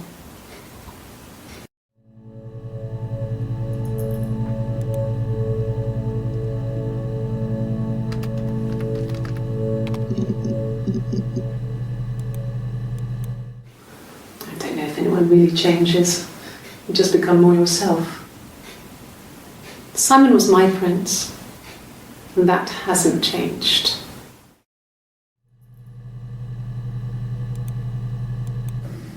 There were always princes and princesses. They were the special people, more important than the other characters in their stories. We knew we were like that. Twins. Magical. We were the princesses. We had a poster of Princess Diana from the newspaper up in our attic. Had a pride of place. And underneath we used to put all our special things. When her engagement was announced, we were obsessed with everything she did. And later, when her life went so bad, we felt for her. Her divorce last year just kind of drew a line under things.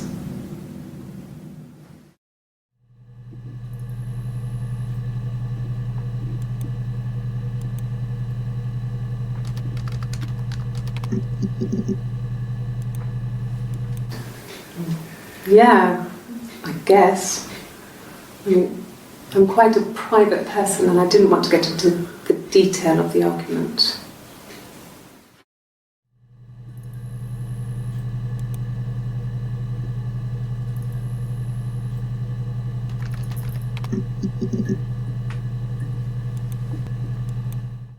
After the kiss, the next time, he took me back to the house, to our parents' house, to their house. So, it was definitely him. I sometimes think he wanted to get caught to prove to himself that we were different people. He told me about his marriage, told me how his wife was completely different to me. I almost burst out laughing.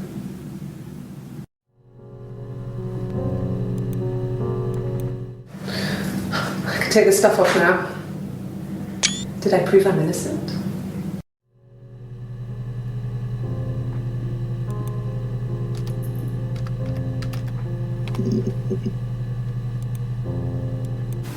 God, I don't know. Could be anyone. Maybe someone followed him back from the pub. But why would he let them in? Doesn't make sense. No, not drugs. I mean, he drinks, but never very much. He goes to the pub and has 1 or 2. Sometimes we go together. He drinks wine with food, but no, he doesn't have any kind of drinking problem.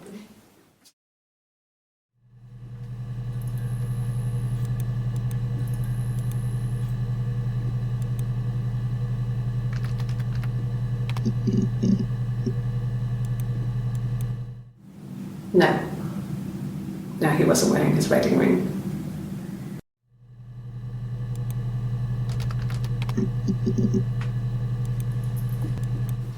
It's the Rockington Arms, the Rock. It's run by a nice couple, Peter and Susan. There's some other regulars there that Simon likes to drink with, and the barmaid they're having sometimes, Helen. Peter said Simon had been in and had a few drinks. No, no one has been in the last few weeks. We had a plumber come in 3-4 weeks ago. Someone sang the New from the Rock.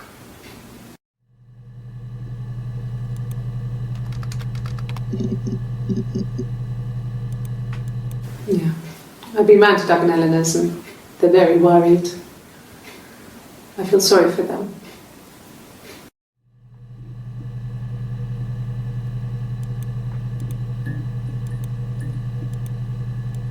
She sent him out the house, kicked him out, called me up, crying, and I went round.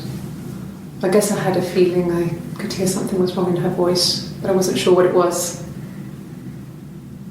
She called me sister on the phone. She never calls me that.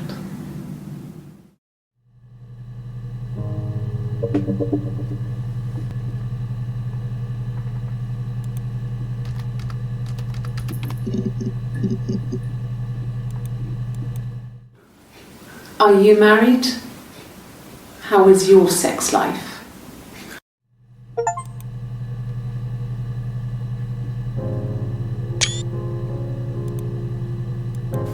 So, our sex life is probably fairly average for a couple after 10 years of marriage.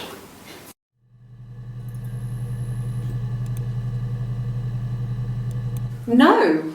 You're talking to the wrong person if you think I'm some kind of slut. If you think I'm the kind of person that would have had sex with all those guys.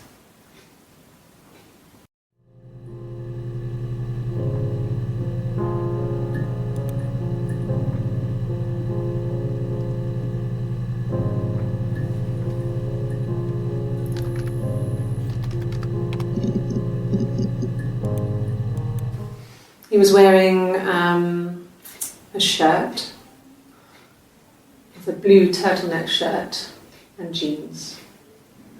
He has a watch, it's a really nice one. That was a gift from his boss, Eric.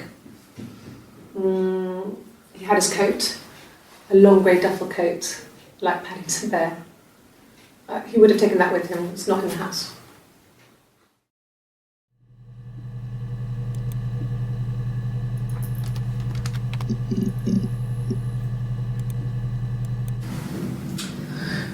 I was living in the attic. It was a very hard time. I was depressed, was still pretty sick of the STD. When I came down one morning, they were dead. They were in bed and both had been sick. They'd thrown up a lot. And I slept through it.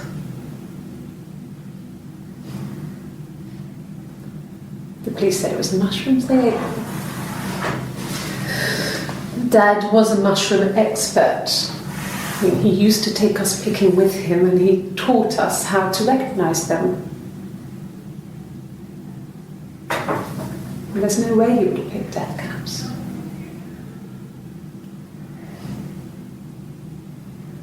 But the police believe that's what happened. They never even looked in the attic.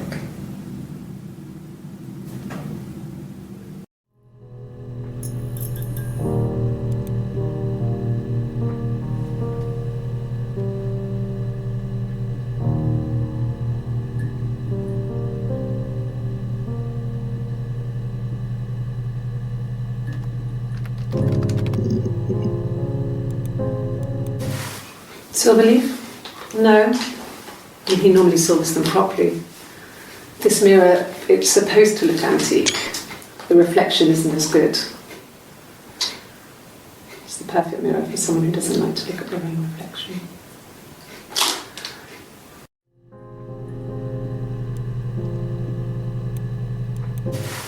Silverleaf? No.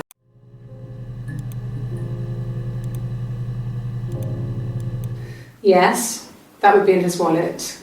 It's a Visa, a silver one. He doesn't like to spend money he doesn't have, so he usually pays with cash, but Eric convinced him to get one.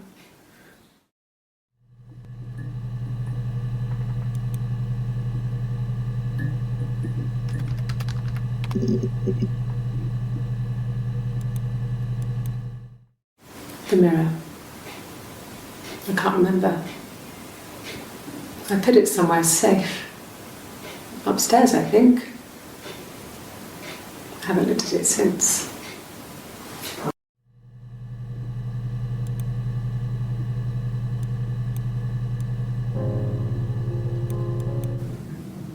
So I moved out. Got a small bed set. Got my tattoo to mark the occasion. I was singing in a bar in the evenings, so I had some money, enough money to cover my rent. And I've been doing something similar ever since. I haven't put down any roots. I don't exist.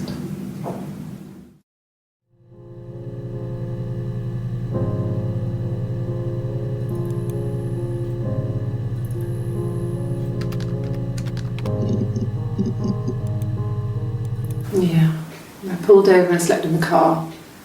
This was just by the side of the road. I was exhausted.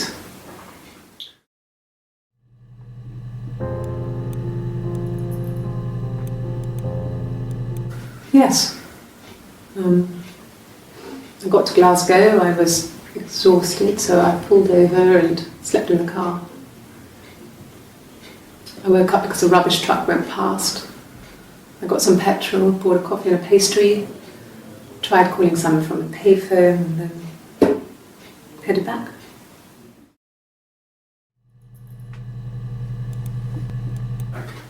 I didn't. I slept in the car. I left about 9 that night. I wasn't there.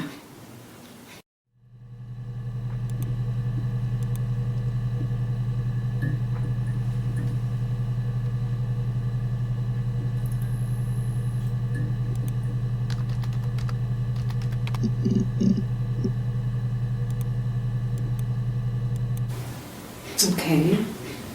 Sounds weird. I'm not great at making up stories. Really? Okay. Here's the rest. Oh, they laid a body on the doctor, oh, the wind and the rain, till a fiddler with a fiddle came walking by, oh, the dreadful wind and rain. And he made a fiddle bow of her long hair, oh, the wind and the rain. Yes, he made a fiddle bow of her long blonde hair, oh, the dreadful wind and rain. And he made fiddle pegs of her finger bones, oh, the wind and the rain. Yes, he made fiddle pegs from her finger bones, oh, the dreadful wind and rain. And he made a fiddle out of her breastbone, oh, the wind and rain. The sound could pierce a heart of stone, oh, the dreadful wind and rain. But the only tune that the fiddle could play was, oh, the wind and the rain. Yes, the only tune that the fiddle could play was, oh, the dreadful wind and rain.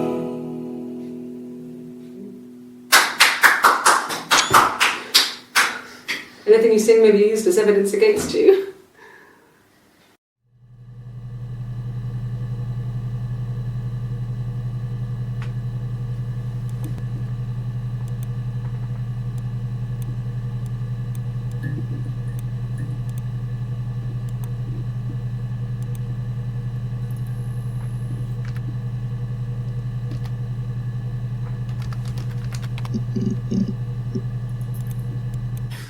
You must be desperate for leads if you're getting hung up over 6-month-old speeding tickets.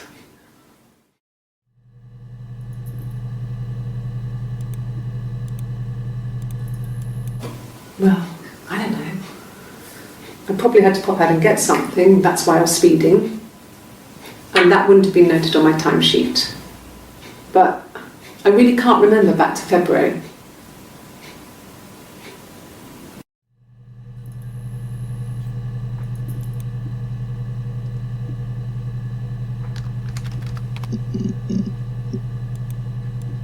Yes, like a story. A beginning, a middle, and an end.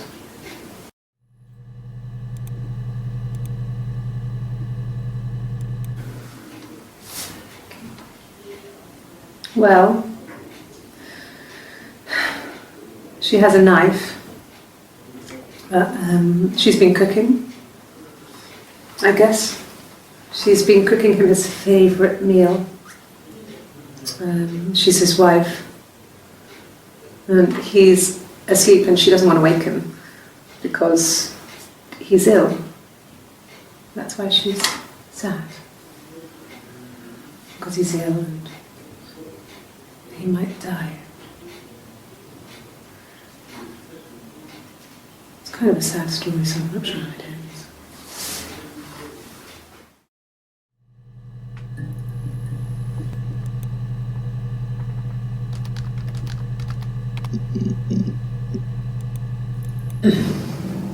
Yes. The first time we saw each other, it was strange.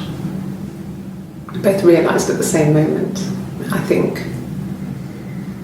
We must have seen each other before, but there was this instant when we first realised it wasn't a reflection. The reflection was staring back. I think I was 5. It was my birthday. My reflection was wearing a party hat and waving. I knew what party hats were from books. And it suddenly occurred to me, today must be my birthday. I waved back and we just spent ages waving at each other and copying each other's movements.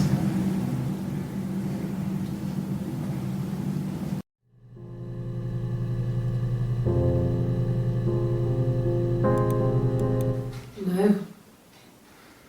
I'm not sure what strange would be, but he hasn't been acting odd. He's been busy at work, but nothing too stressful.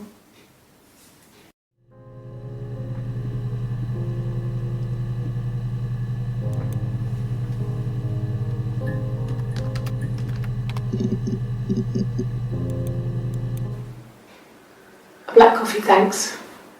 No sugar. I'm sweet enough as it is.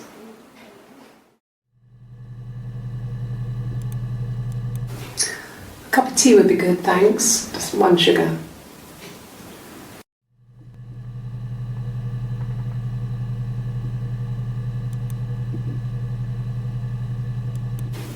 Black, no sugar. Thanks.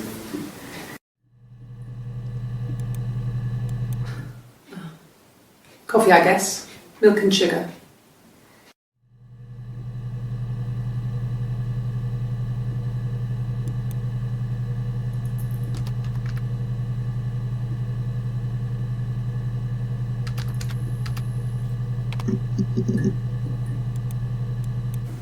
Okay. So you want to eliminate me as a suspect?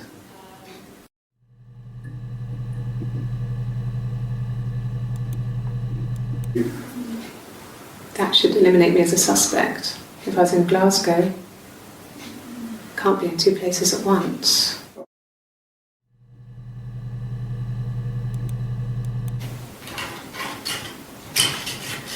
This is the 3rd day running you've called me in. I speak to Doug and Eleanor every day.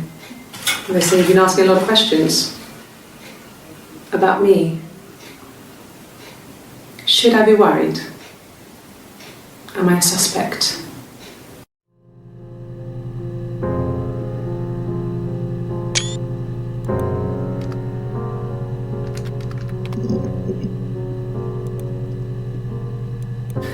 Could I have a cup of tea?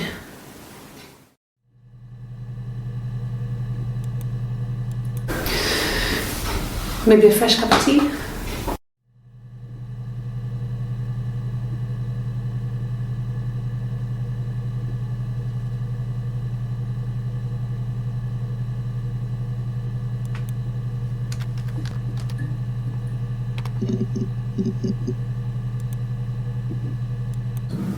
Yes. I'll take a lie detector test.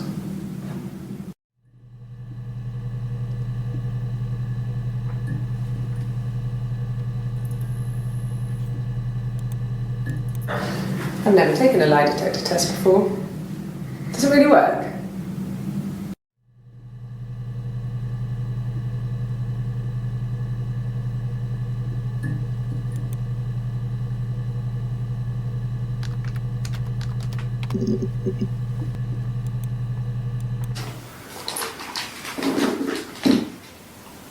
On his throat. How?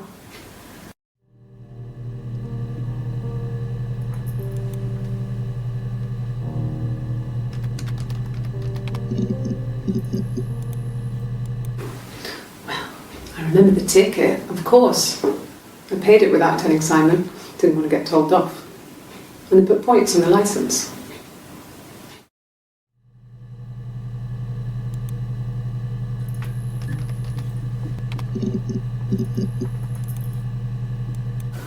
Okay, I'll try my best to remember.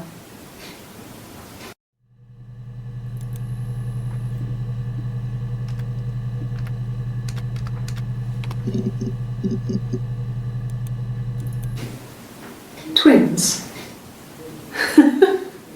Really? Are you really asking me that question?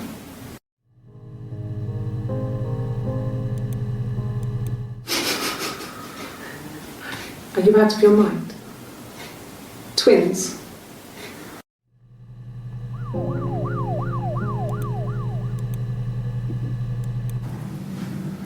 Florence took me home with her. Mother hadn't been expecting twins and had a healthy baby. I guess she was just happy for Florence to clean up. Take away the evidence that this was anything but a happy occasion.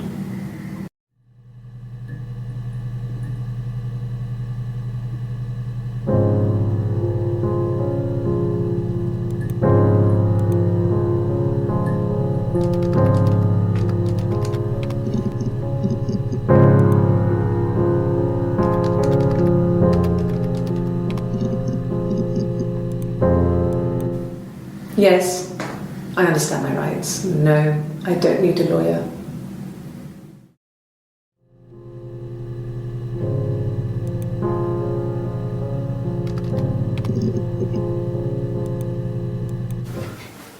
I guess you could call it that, but we were both happy to get married. It was a beautiful wedding. We had our first dance to Come Back and Stay. I'm not sure if that's a good wedding song, but I loved it. I chose it. I mean, it was genuinely our first dance. We'd never danced together before. It was probably awful to watch, but I enjoyed it. It felt like it was just me and Simon for that moment. Just the two of us.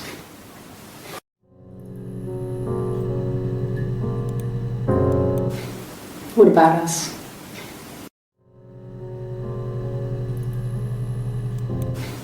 What about us?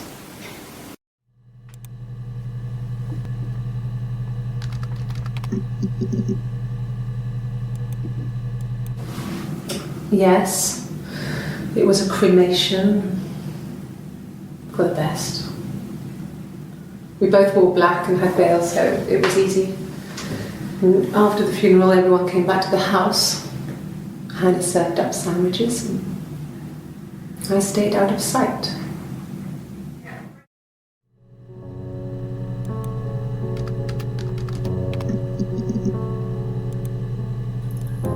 Nothing else happened that night. We talked, then I said goodbye. Then next week I was singing in the bar again, and there he was. And again the next week, he offered to buy me a meal. I told him I had already eaten, and so we got chips and ate them on the beach instead. When we said goodbye, he asked me to kiss him. Romantic.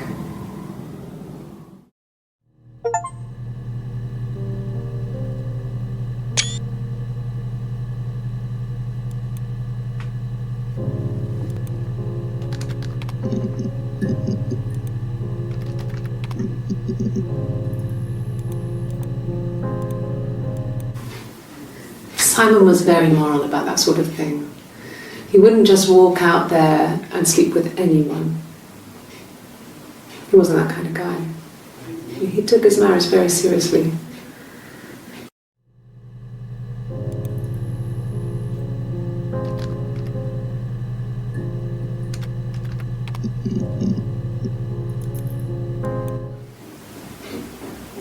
I wasn't in the house.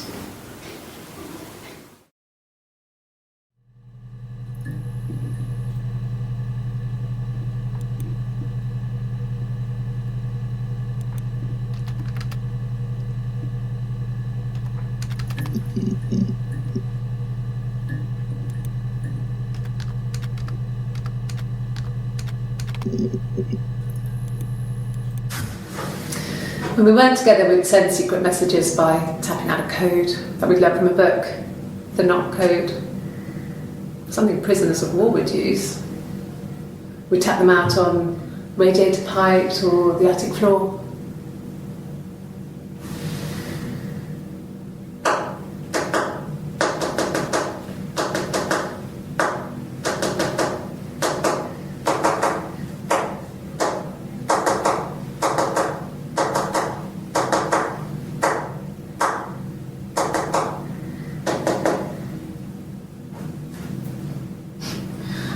Dad thought we had mice, but they couldn't find any. Bought a cat anyway.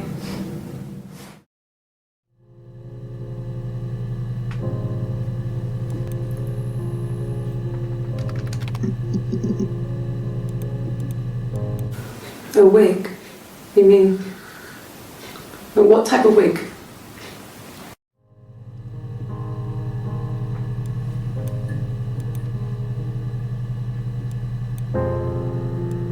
No, I've never worn a wig. What kind of wig?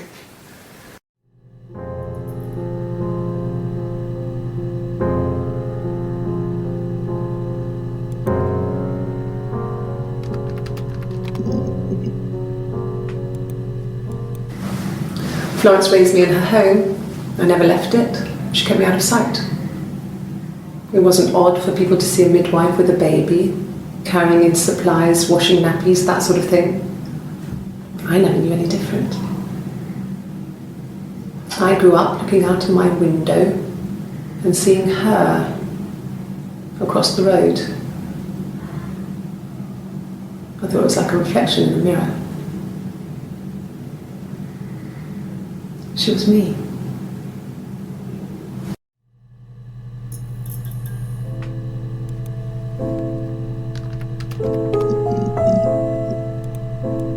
No, Simon wasn't seeing another woman.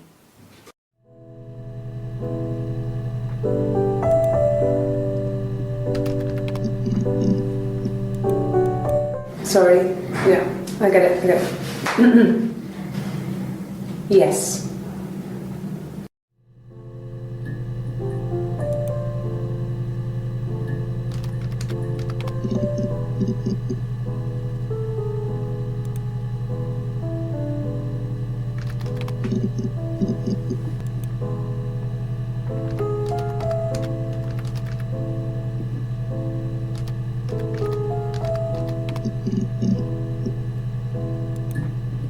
Yes. Yes. Yes. Yes.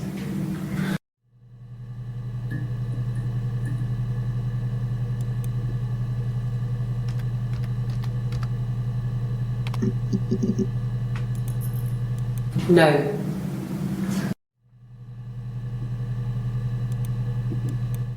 No. No.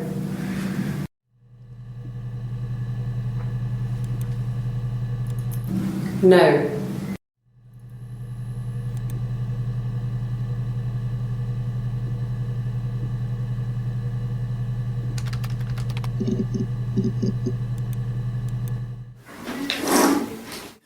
Yeah. That's Simon's watch. It was a gift from Eric. He got it this year. It was a wedding anniversary gift. Steel. It would have been Diane who chose it. She has really nice taste. That time, you must eliminate me. I was in Glasgow then.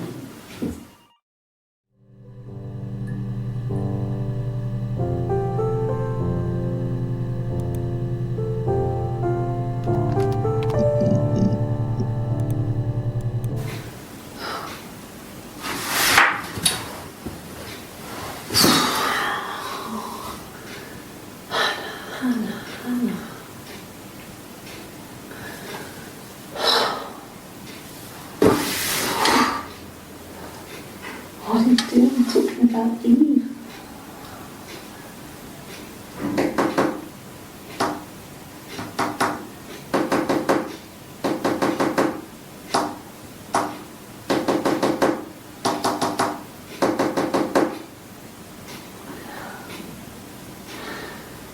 Poor Simon.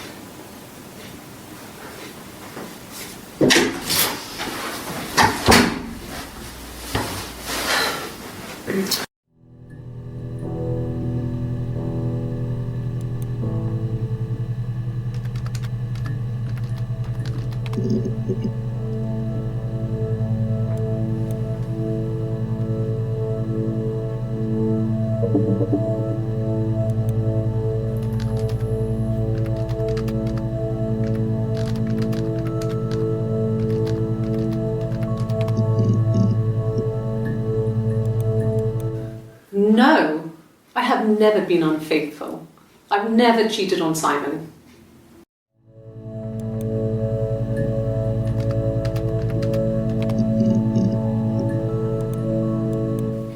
Simon never cheated on me. He was devoted to me, and I was devoted to him. Nothing in life is easy. We were good to each other. Life isn't a fairy tale. You do what you can.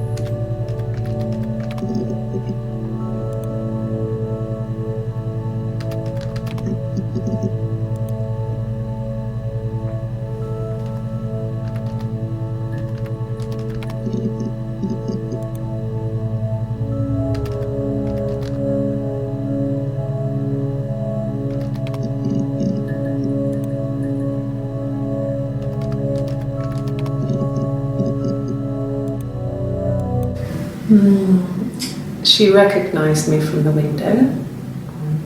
She told me to come inside, and she hid me. They had made the attic into a place where Hannah could play. There was a dollhouse. She hid me up there. No one else ever went into the attic. It was her place.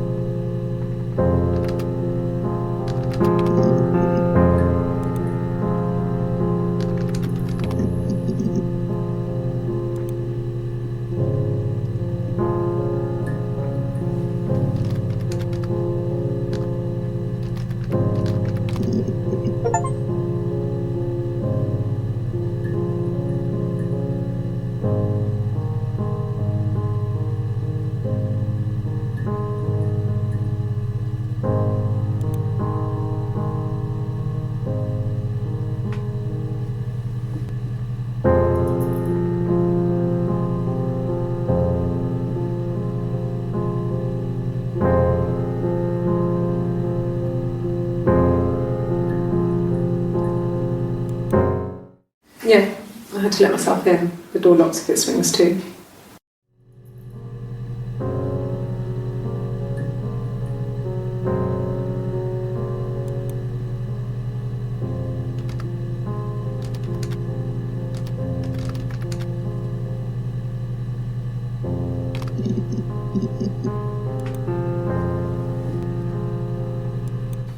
Good. Happy. I mean, ups and downs like any couple, I guess, but we've been married for over 10 years.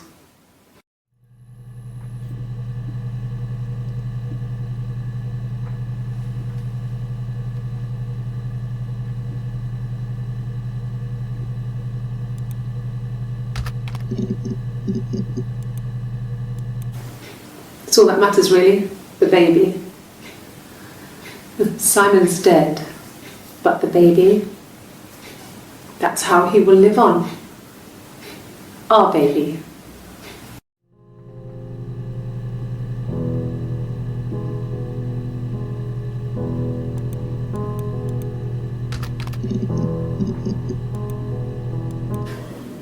Do you have children?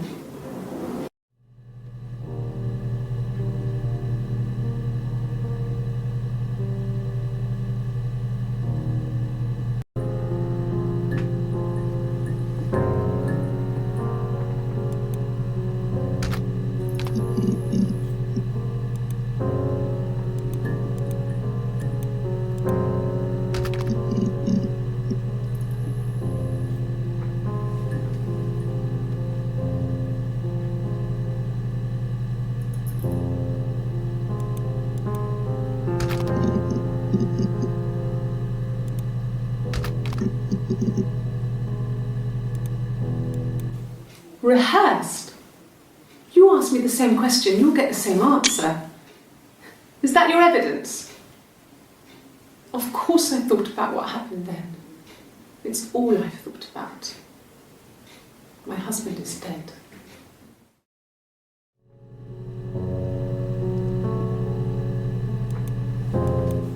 Rehearsed?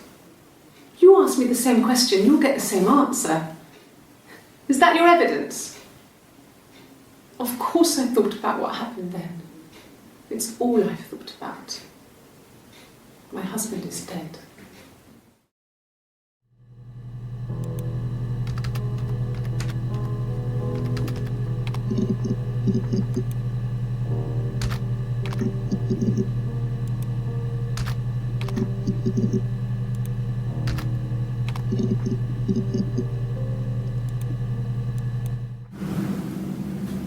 Mother wanted me to grow my hair long, but I kept cutting it myself. I wanted to look like my reflection. She always had short hair when she was little. Mother would hide the scissors, but I would find a way. Cut it with a bread knife, something like that.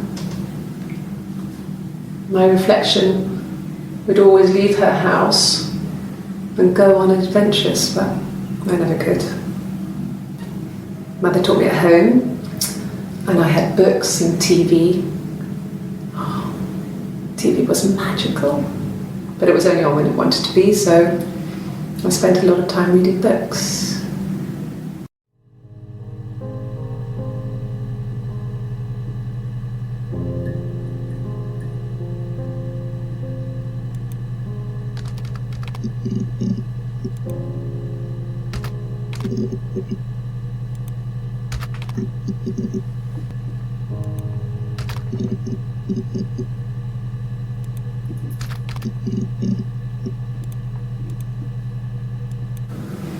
Fairy tales.